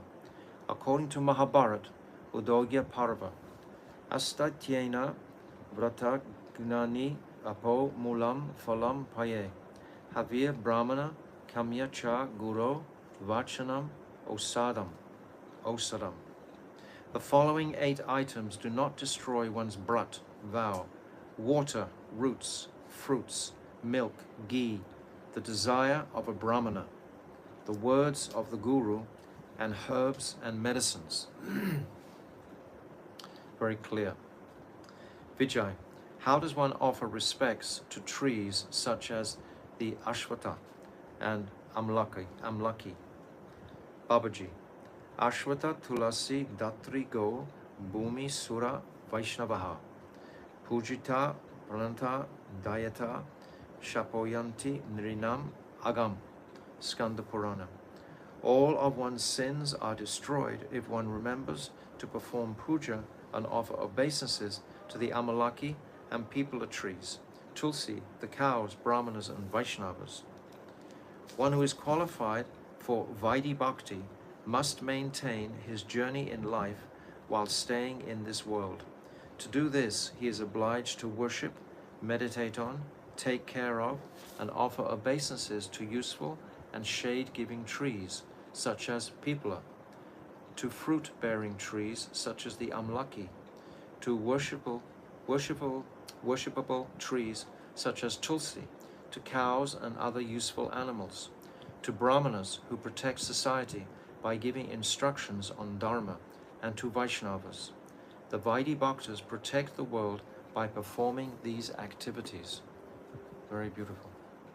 We see in the life of Hiranyakashipu was diligently trying to destroy all of these things. In particular, in the 7th canto it's described he ordered his demon soldiers to kill the cows, to chop the trees down, to stop the fire yajnas, etc., to restrict the Brahmanas from invoking the mercy of the Lord.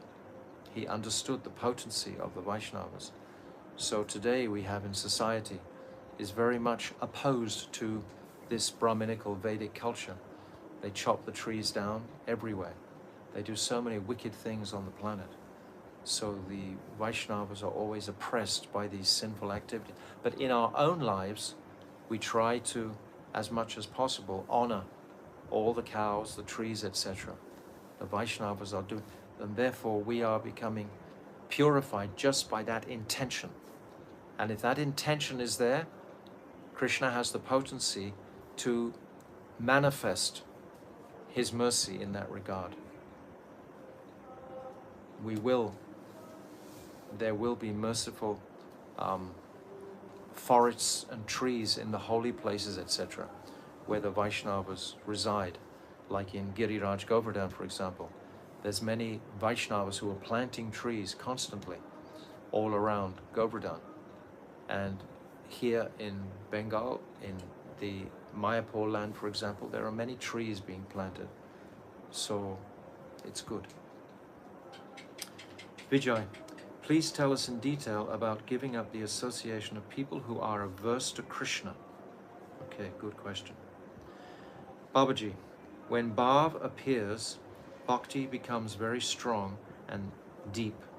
But so long as Bhav has not risen, it is necessary to give up the association of people who are opposed to Bhakti.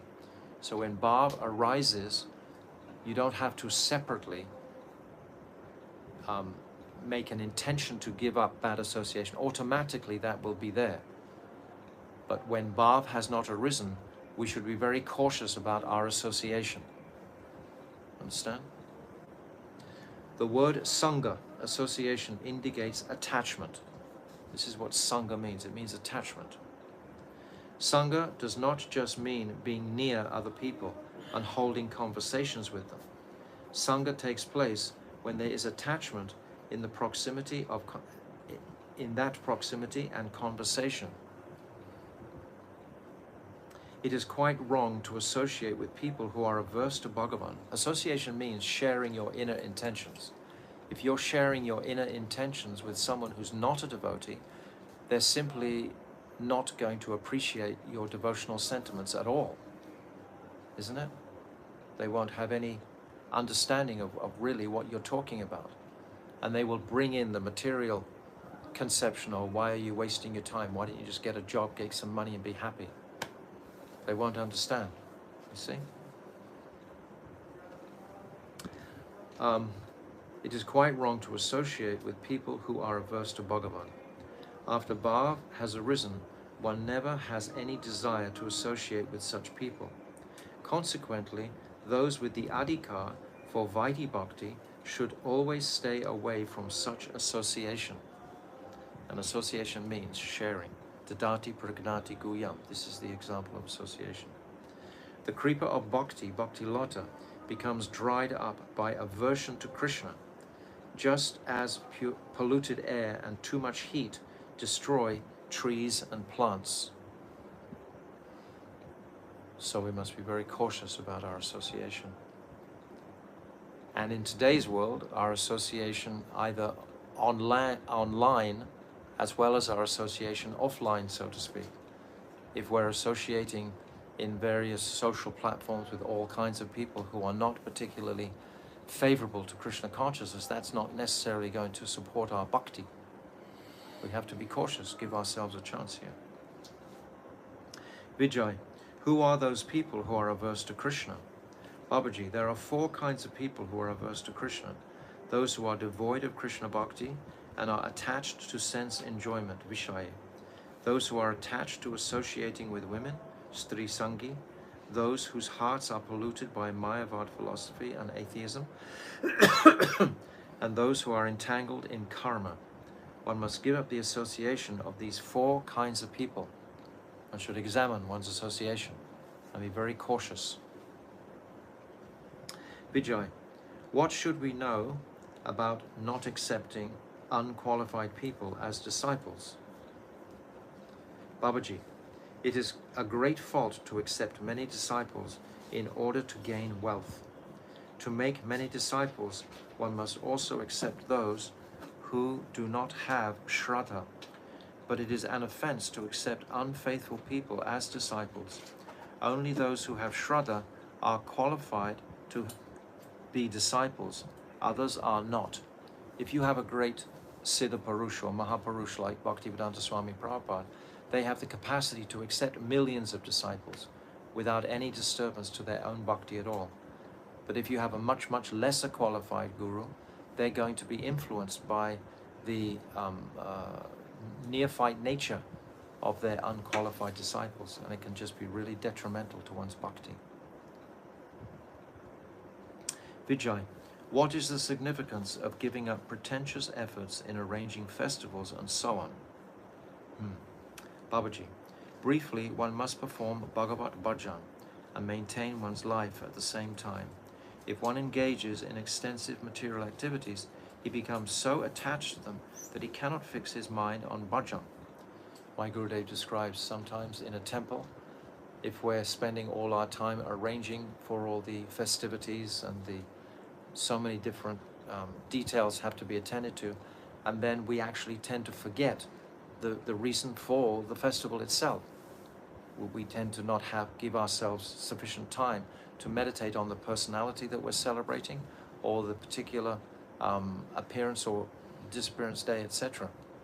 Because we're so externally, busily engaged with the body.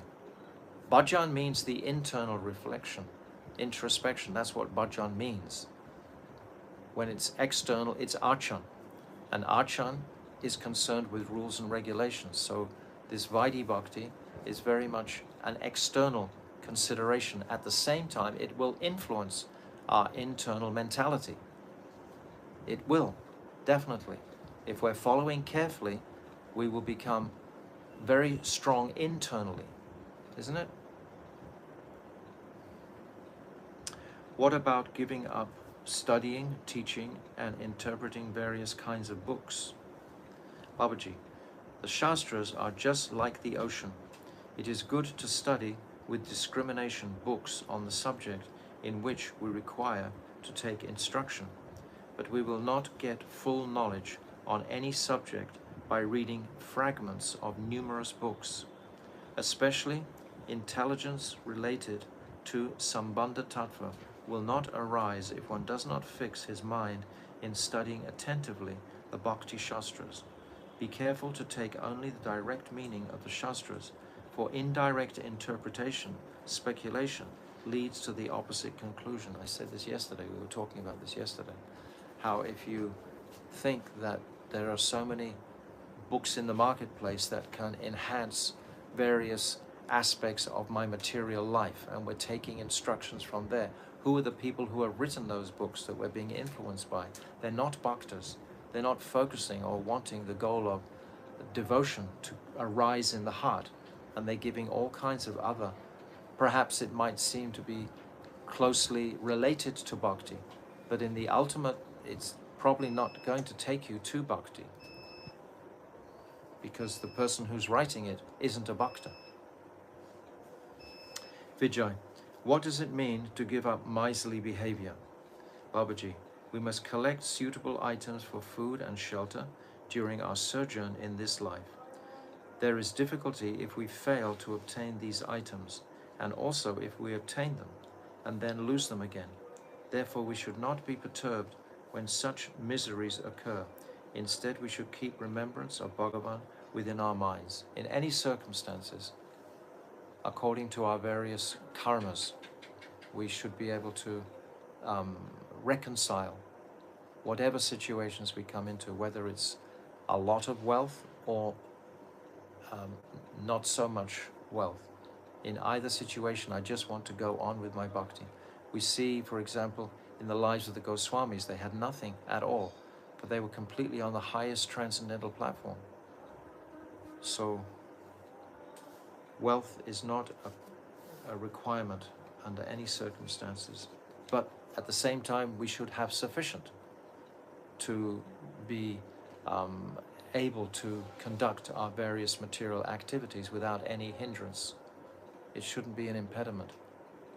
Krishna will always provide ananyas chintayamam yejana paripasata. He will always provide what we lack and support whatever we have. Preserve whatever we have. Vijay, how can one be saved from lamentation, anger, etc.? Babaji, if one's consciousness is full of sorrow, fear, anger, greed and madness, Sri Krishna's spurti, manifestation, will not appear.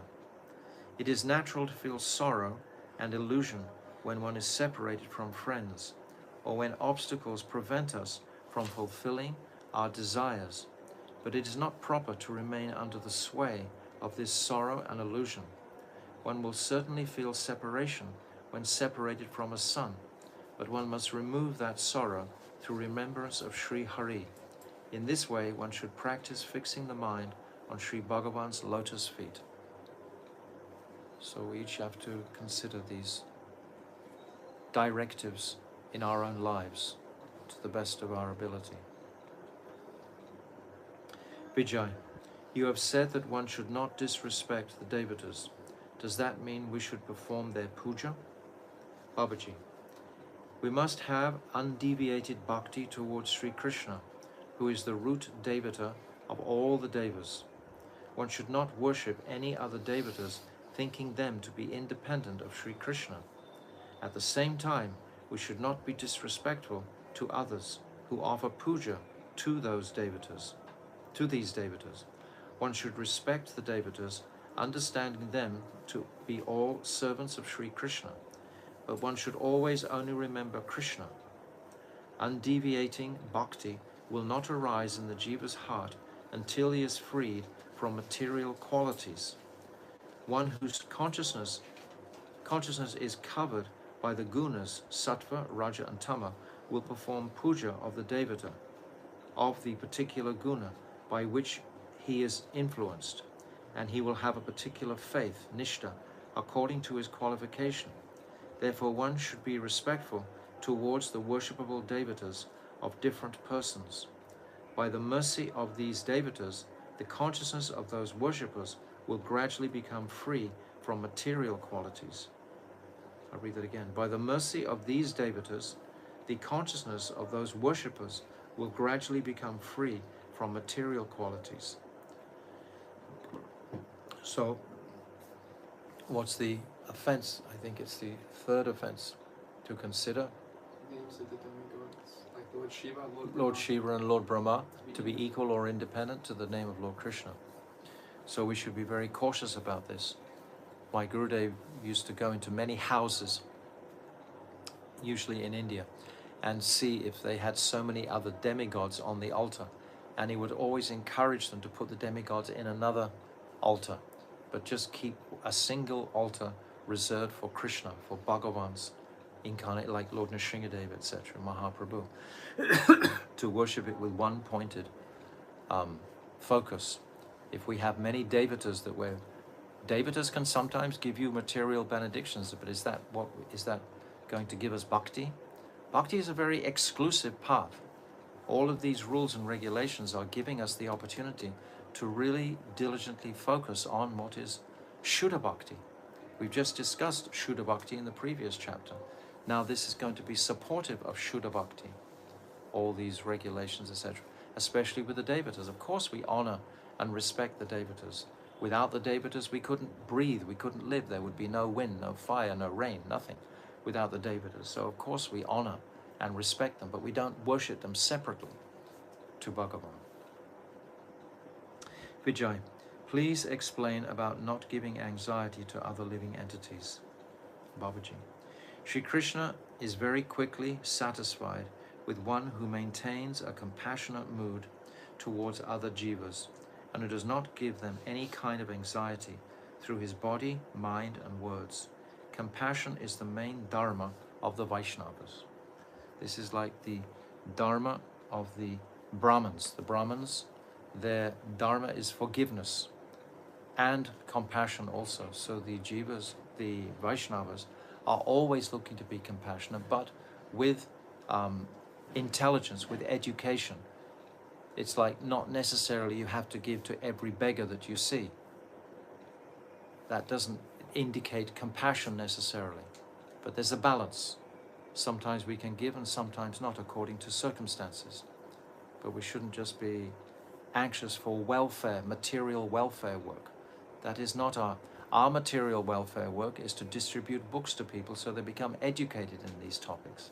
That's our welfare work, that's our compassion, isn't it?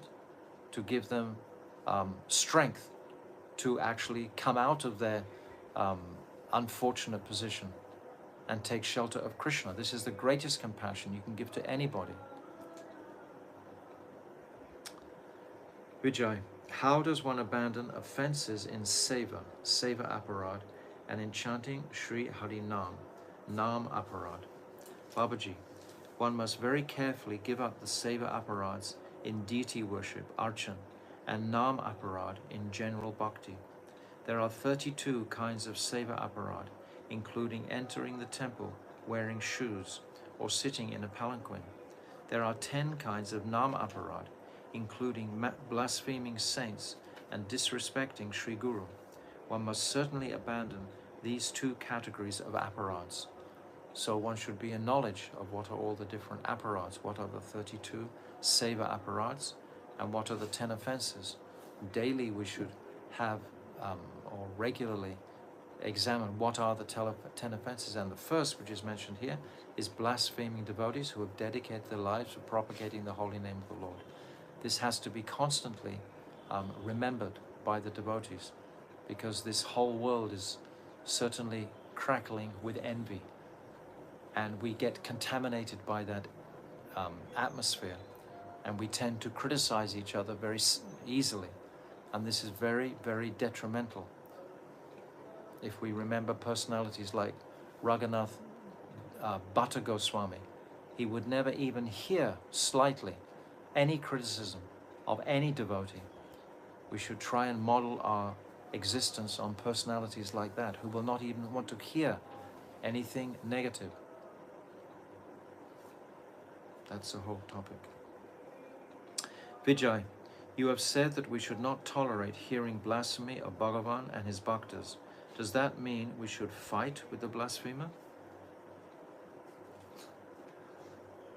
Babaji, those who blaspheme Sri Krishna and the Vaishnavas are opposed to Sri Krishna, and their association should be given up in any way possible. We should just leave those people who are opposed to Krishna. We have nothing to do with them. We don't want to be near them or to have any association, any time with them.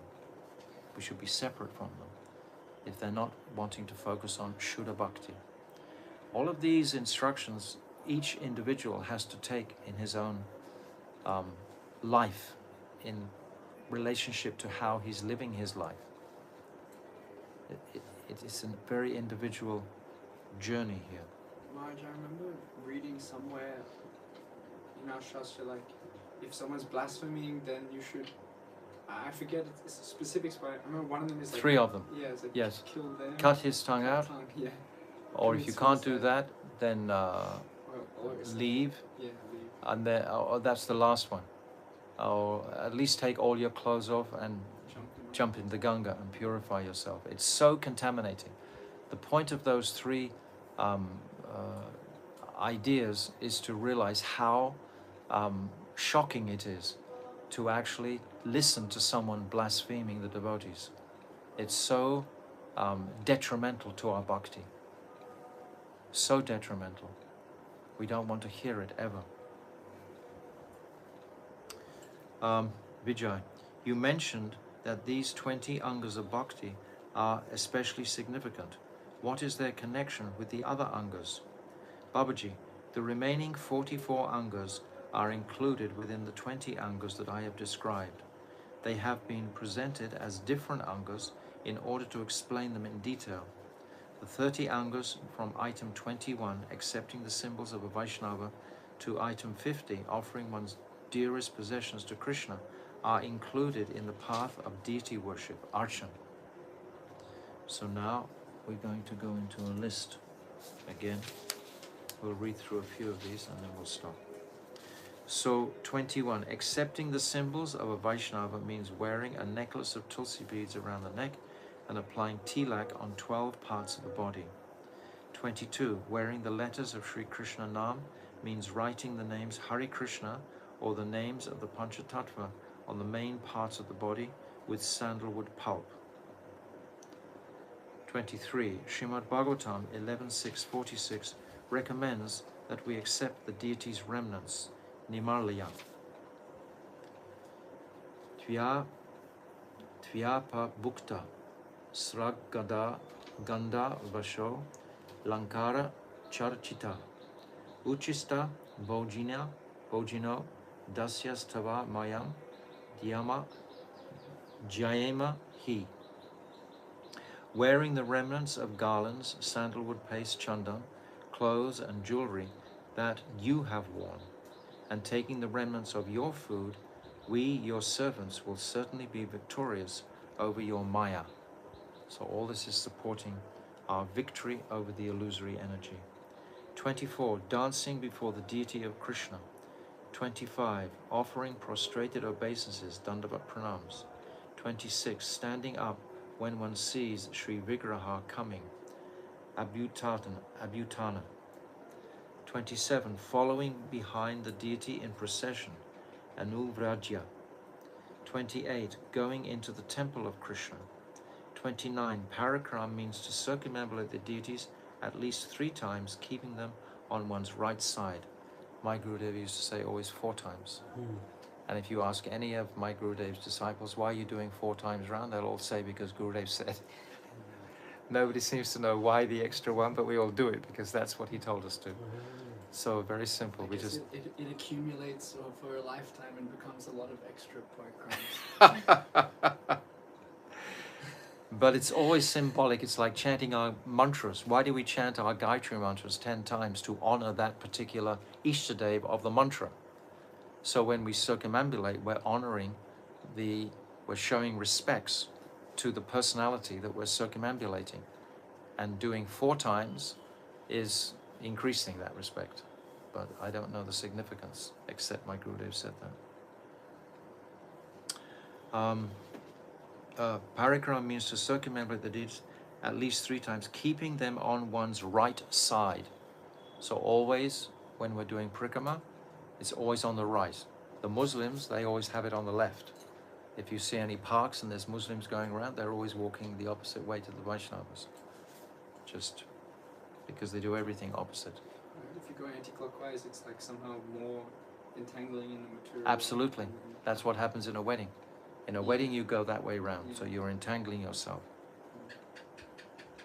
Confirmed. 30. Archan means performing worship puja of the deity, Sri Murti, with different articles. 31. Paricharya means performing seva for Sri Krishna just as for a king. Paricharya tu seva pakaranadi parikriya tata parikriyanaka chatra vad inrata yai vadit radya upasana. Bhakti Rasamrita Sindhu 1-261. This paricharya is of 2 kinds. One is to clean the paraphernalia and to perform worship, and the other is to perform seva with a chamara, to hold an umbrella, to play musical instruments, and so forth. So the different ways of honoring the deity as a king. There is no need to explain the next few angas separately in any detail. So I'll just read through a few more. 32. Singing. 33. Congregational chanting of Sri Harinam. 34. Humbly expressing one's mind in words. Vignapita. 35. Chanting japa and mantras with archaman 3 times a day. 36. Reciting shlokas, stavapata, that glorify Sri Krishna. 37. Accepting and respecting foodstuffs offered to Sri Krishna, Naivedya. 38. Tasting with devotion the water that has bathed Sri Krishna's lotus feet. 39. Relishing the fragrance of incense and garlands that have been offered to Sri Krishna. 40. Taking darshan of Sri Murti. 41. Touching Sri Murti. 42. Seeing the performance of the Arti ceremony. 43. Hearing the glories of Sri Krishna's Naam, Rup, Guna, Lila, and Katha. 44. Experiencing Sri Krishna's mercy everywhere and in all circumstances. 45. Contemplating Sri Krishna's Naam, Rup, Guna, and Lila within the mind. 46. Thoroughly meditating on Sri Krishna's Naam, Rup, Guna, and Lila, and offering service in the mind, Manasi Seva.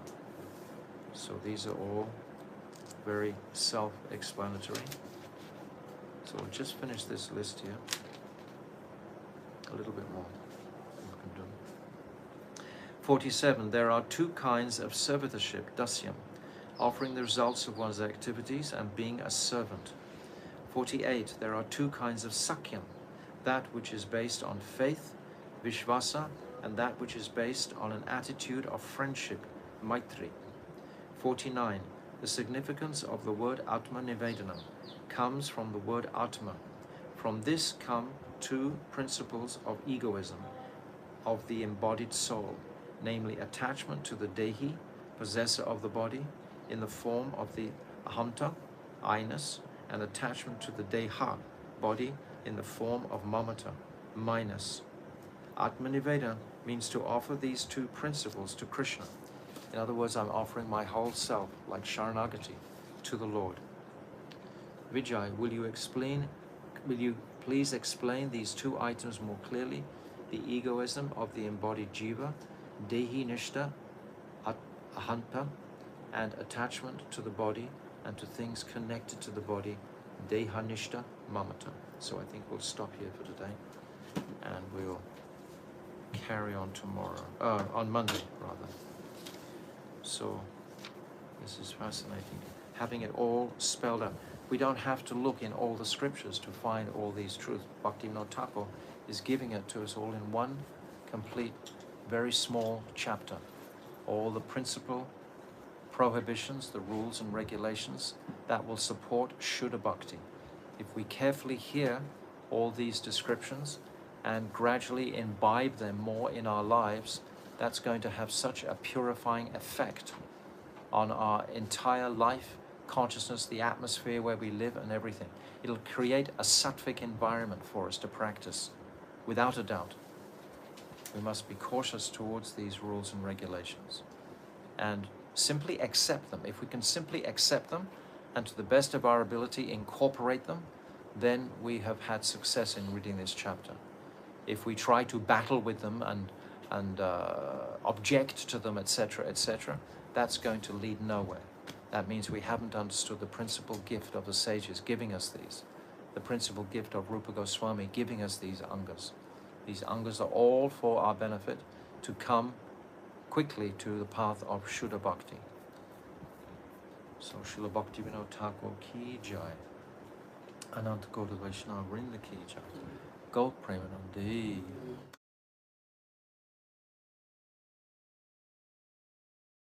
So we've come through these different chapters. We've just come out of the Shakti Tattva, and then it was Jiva Tattva, then it was Jiva's bound by Maya, then it was Jiva's liberated from Maya, then it was Abheda Bheda, the Jiva and Krishna are one simultaneously and different. That was an incredible 18th chapter. And then the 19th chapter begins what is Shuddha Bhakti. And we had Anyabhilasita Sunyam as a principal cornerstone to understanding, a stepping stone to understanding that. We had the other verse, Kleshagni Shubhada, the progress to move from understanding what is bhakti. Then we must understand what is bhav bhakti. What is our direction? It's not simply just sadhan, but there has to be a focus to the sadhan.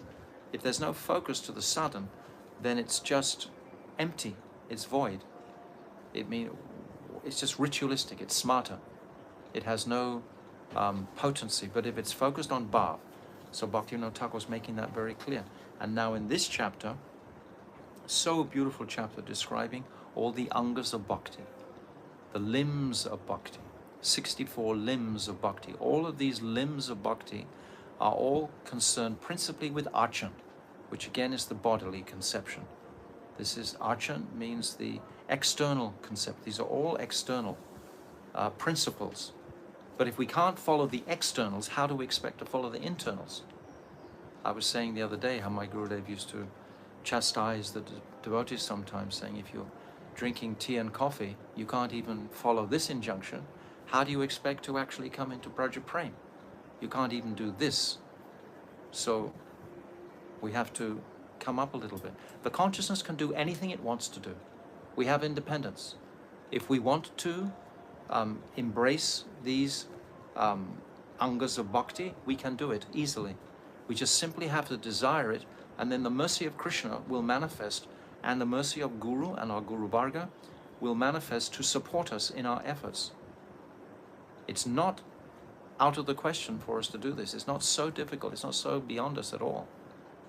First of all, we start to control the tongue, what we say, what we eat, etc. This is within our grasp. It's not something so distant. It's hard in Kali Yuga. Everyone becomes by principally these cell phones don't help. You know, constantly bombardment with enjoy, enjoy, enjoy. Confirmed. So we have to just be aware of the dangers. I mean, we're in the world of death, mrityu.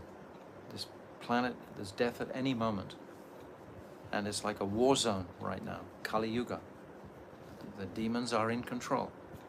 So we should be ahead of the curve, so to speak, is what they say.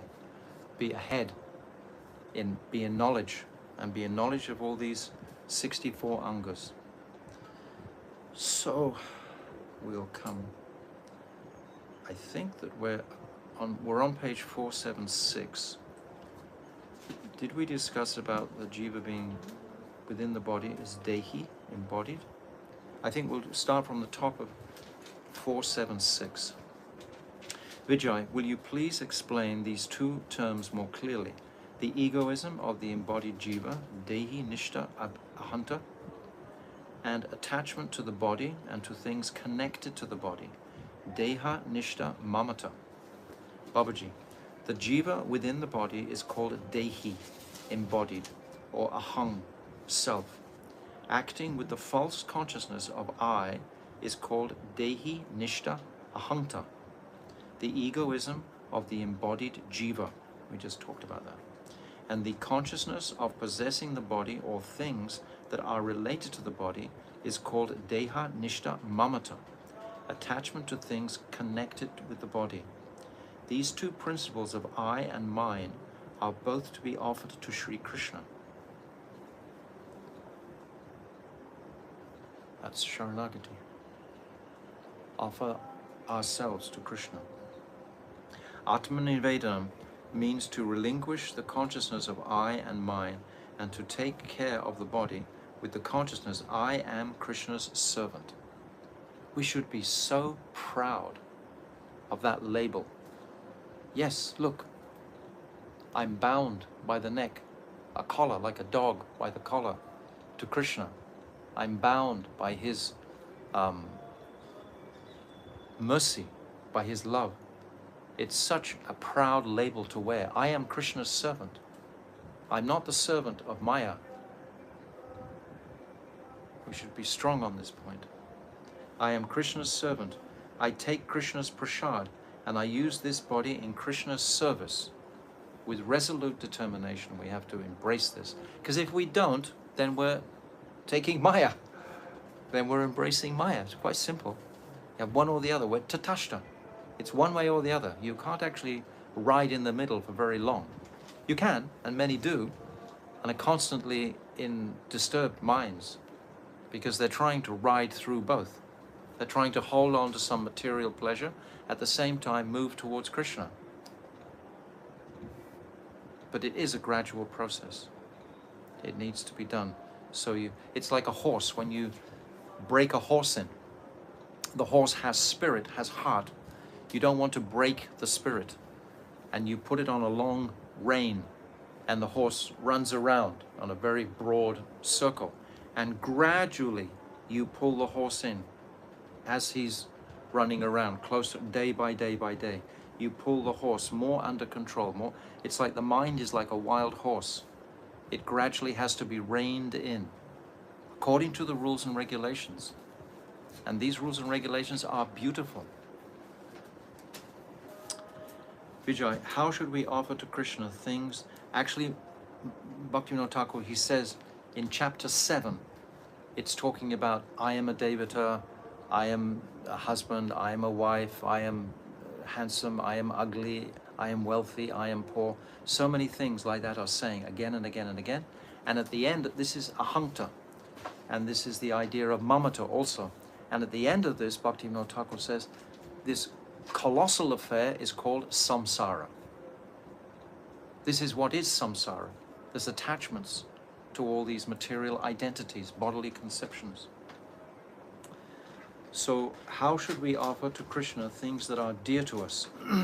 Babaji, when we accept the things of this world that are very pleasing to us, we should first offer them to Krishna. This is what Srila Rupa Goswami means by offering the dearmost things to Krishna. Vijay, how should we perform all endeavors for Krishna's sake? Babaji, performing all endeavors for Sri Krishna's sake means that we should perform all material activities and all activities in regulated devotional service that are favorable for service to Sri Krishna. Everything is his way. Hari Seva. Vijay, how can one accept shelter in every way? Babaji, taking full shelter, Sharanagati, means to express the mood, O Bhagavan, I am yours. Hey Bhagavan, Tavaivasmi. And O Bhagavan, I am taking shelter of you. Hey Radhe, hey Krishna, Tavaivasmi. In the mind and out loud, always Tavaivasmi. Vijay, how does one perform service to Tulsi, Tulsi Seva? Babaji, there are 9 ways of performing Tulsi Seva.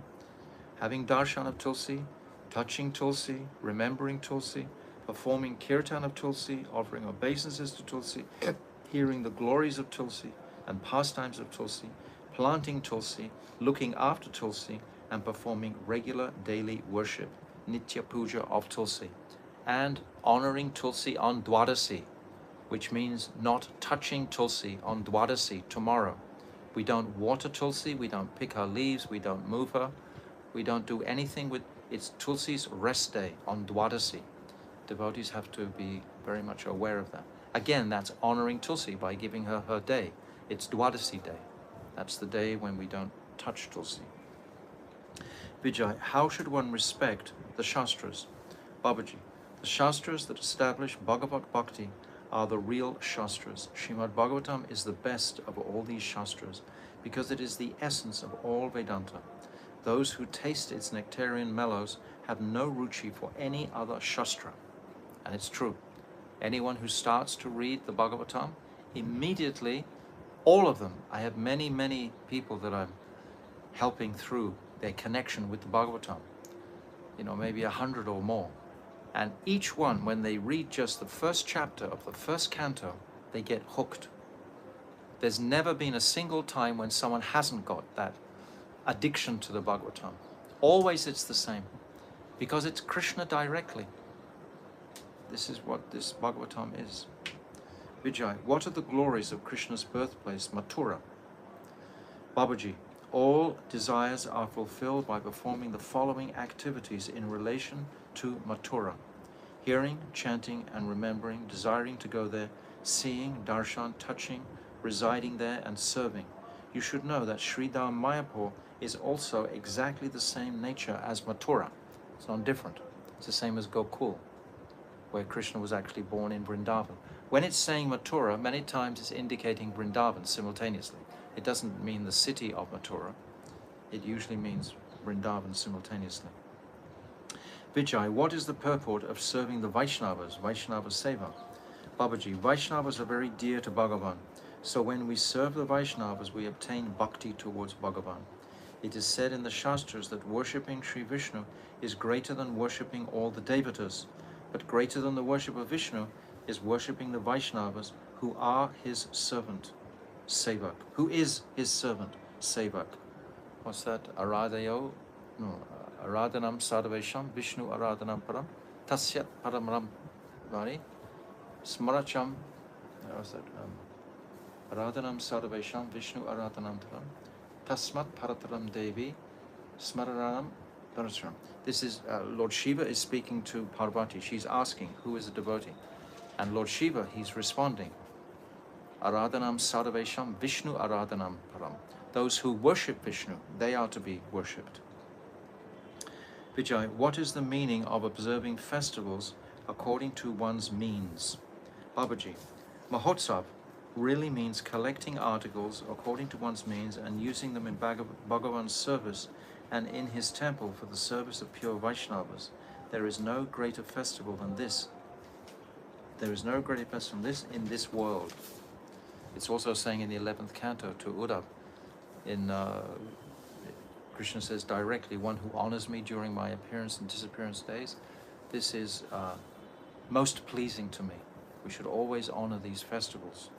And we should know how to honor the festivals, be under no doubt that on Vishnu Tattva, we never take grains. In some places, they are taking grains on Advaita Saptami. Advaita is Vishnu Tattva. Never grains, and also Shivji is Vishnu Tattva.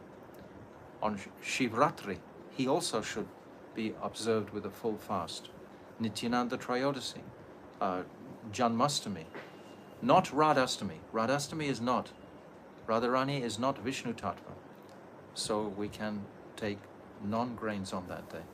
But Gopurnim, Nrsimha Chaturdasi, Ram Nomi, these days on Vishnu's, when the Vishnu avatars are appearing, always fasting from grains fully, and Advaita Saptami in particular. When we do this, we get the mercy of those personalities. If we neglect and think, oh, why should I bother with that, just ritualistic or something, then the mercy won't come. Then they will think, why should I bother with giving him the mercy? He's not bothering or honoring me. And by observing that fast of grains, which is actually beneficial very often for the body, it can help.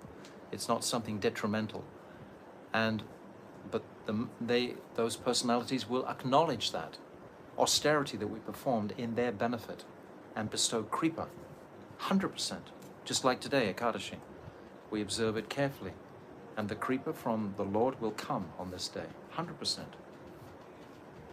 Vijay, how should we respect the month of Kartik? Babaji, the month of Kartik is called Urja. Respecting Urja means performing seva of Sri Damodar by following the angas of bhakti such as Shravanam Kirtana in a regulated way during this month. So this is an anga of bhakti, to follow the rules and regulations of Kartik. Vijay, how should one observe Krishna's birthday? Babaji, Sri Janma Yatra means observing the festival of Krishna's appearance day on Krishnastami in the month of Bhadrapad, and of Mahaprabhu's appearance day on the full moon day Purnima of the month of Falgun. Surrendered bhaktas must certainly observe these festivals. If a surrendered bhakta means someone who wants to please Krishna, if we want, this is the instruction that Krishna gives directly to Uddhav. Rupa Goswami is giving us these same directives. Vijay, how should one faithfully serve and worship Paricharya, Sri Murti, with opulence suitable for a king? Babaji, loving enthusiasm is very necessary in the service and worship of Sri Murti. Krishna gives not only the insignificant fruit of mukti, but also the great fruit of bhakti to those who perform seva puja of Sri Murti with great enthusiasm. This greed, enthusiasm, utsaha. Vijay, what does it mean to relish Srimad Bhagavatam in the association of Rasik Bhaktas? Srimad Bhagavatam is the very sweet rasa of the desire tree of the Vedas, Nigamakalpa Tarogatitam Phalam, Sukhamukal, Amrita, Dravam, Samyutam, saying in the 3rd verse of the Bhagavatam. By associating with people averse to rasa, one will be unable to taste the rasa of Srimad Bhagavatam, and the result will be aparad. One must taste the rasa of the shlokas of Srimad Bhagavatam in the association of those who are rasa gyan, who are conversant with and are drinking that rasa, and who are qualified for Shuddha Bhakti, are qualified for Shuddha Bhakti. That means they're enthusiastically walking that path to Shuddha Bhakti. Maybe they're not Shuddha Bhaktas, but they're enthusiastically going in that direction. They're sincere devotees. So we should relish the Bhagavatam with those who are qualified for Shuddha Bhakti. Speaking or hearing Srimad Bhagavatam in general assemblies will not award pure bhakti. Will not award pure bhakti. Powerful what he's saying here. What about your standard temple Bhagavatam class? Would that qualify? Well, all those people hopefully in the standard temple class, but if it's a Sunday feast class, then you're probably not going to get so many people who are really wanting to taste the speciality of the verses and so on. And you more or less just have to preach hellfire and brimstone, like no meat, fish and eggs and stuff like that. That's basically, they're still very much engrossed in the animal propensities. They have to actually come from the animal place to a human place to begin with. It's the truth. Even if it's Mr. and Mrs. Dr. Bright, and they're very clean in all their habits and so on. But if they're contributing to killing cows, and if they're not observing proper control in sex life, and what else, gambling, and what's the other one? Oh, if they're taking any sort of intoxication at all, then it's just like an animal life. Really, it is. It is animal life. It's not devotional. There's no place in the devotional scriptures that support any type of intoxication, not even tea or coffee.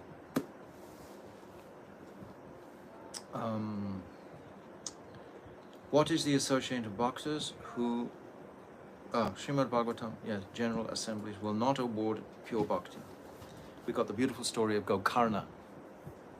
You remember in the Gokarna, they all came to hear the Bhagavatam, but the ghost, what's his name, Tinduli, embodied in a ghost body, he was in a bamboo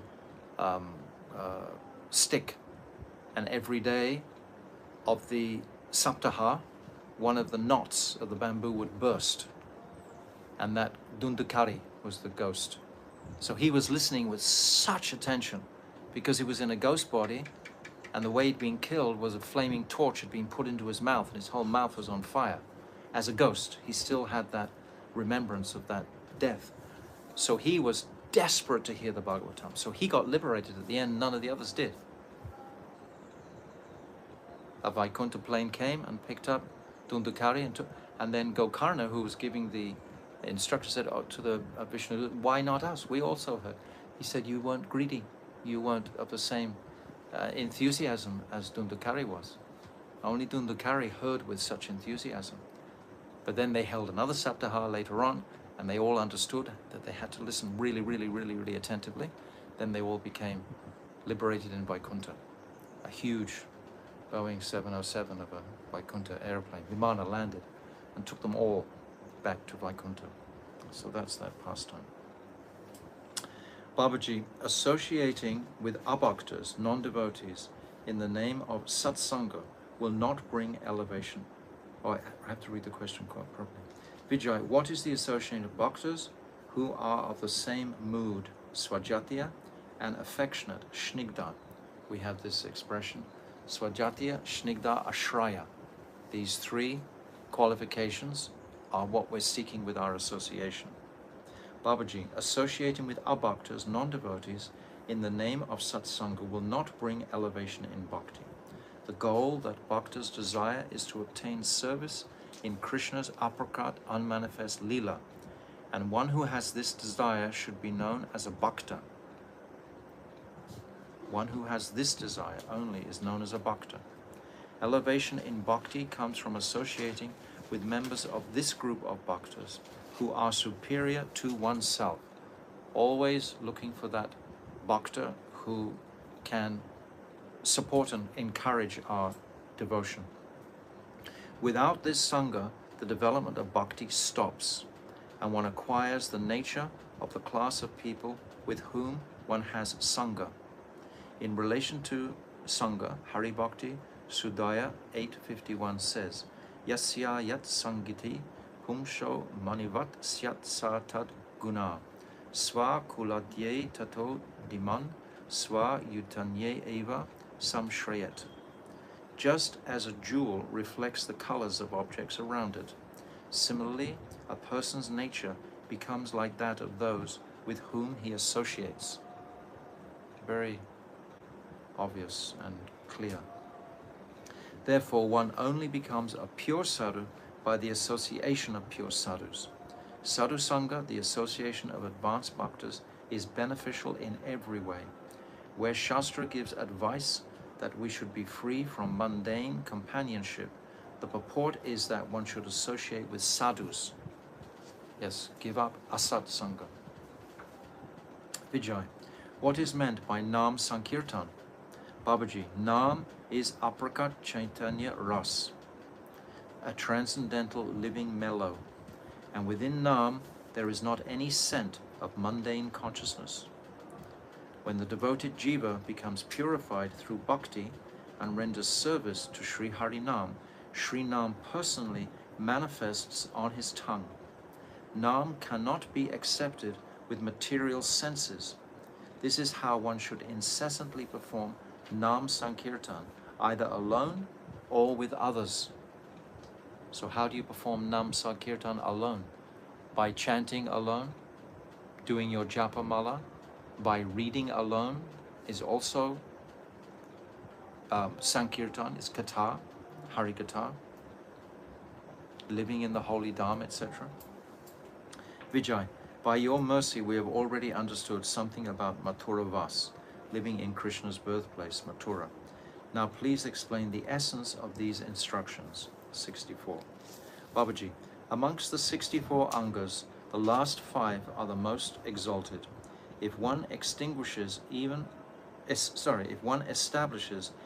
slight connection with them and keeps aloof from offenses, even a slight connection with them, even just hearing about them today, we are establishing a slight connection with the 64 angas. Even if we're not following them strictly, we're establishing a slight connection.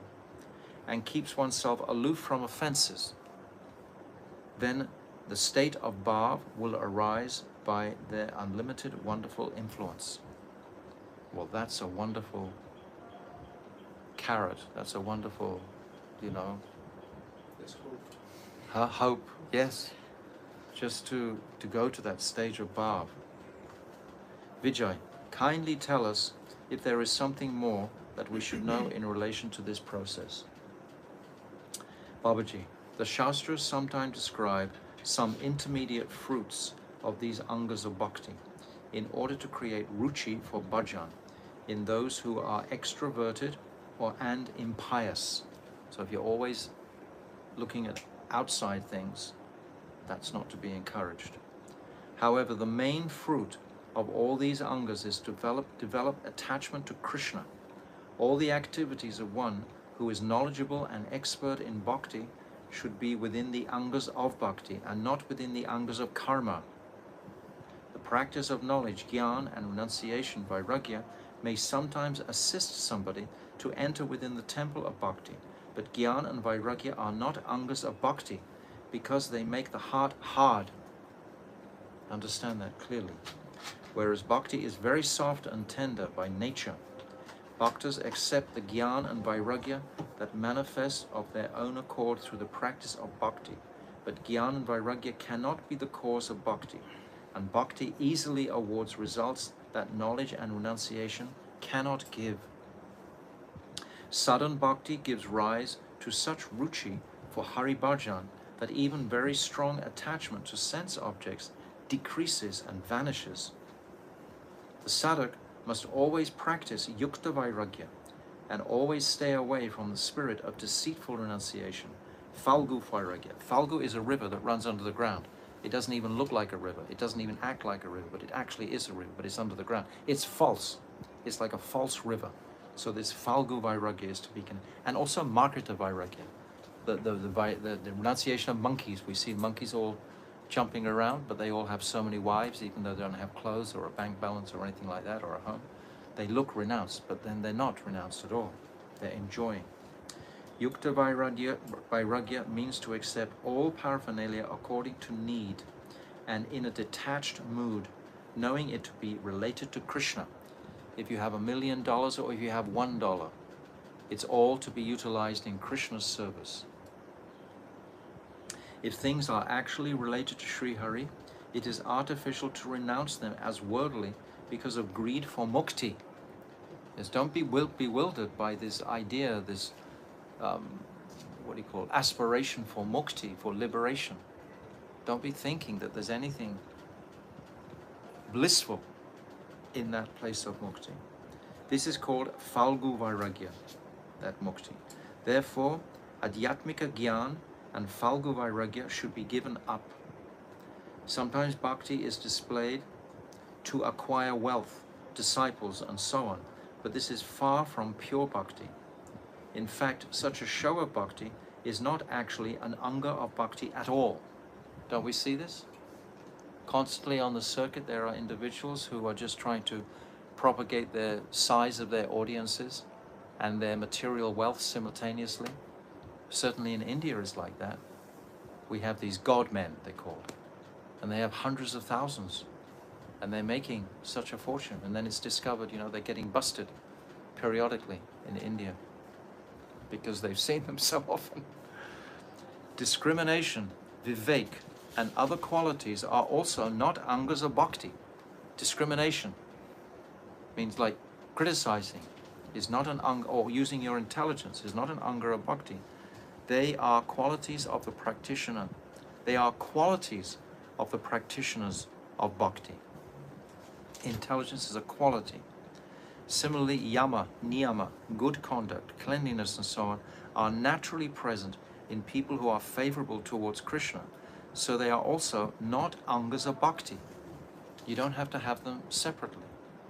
Qualities such as inward and outward purity, austerity, and sense control take shelter of Krishna's bhaktas of their own accord. Of their own accord, the bhaktas do not have to endeavor for them separately. Some of the angas of bhakti that I have mentioned are principal angas, and one will attain perfection by firmly performing sadhana of any of these principal angas, or of several of them. I have explained everything about Vaidhi sadhana bhakta in a very brief way. Understand this point. Now you should understand this clearly, take it to heart and practice it with full force. So now we've come through this chapter, we've heard all these 64 angas. Now we should go over it again. We should examine it in relationship to our own lives and see what is going to be supportive in my own practice of bhakti. How is it going to bring me closer to pure devotion to Krishna? How is it going to support that?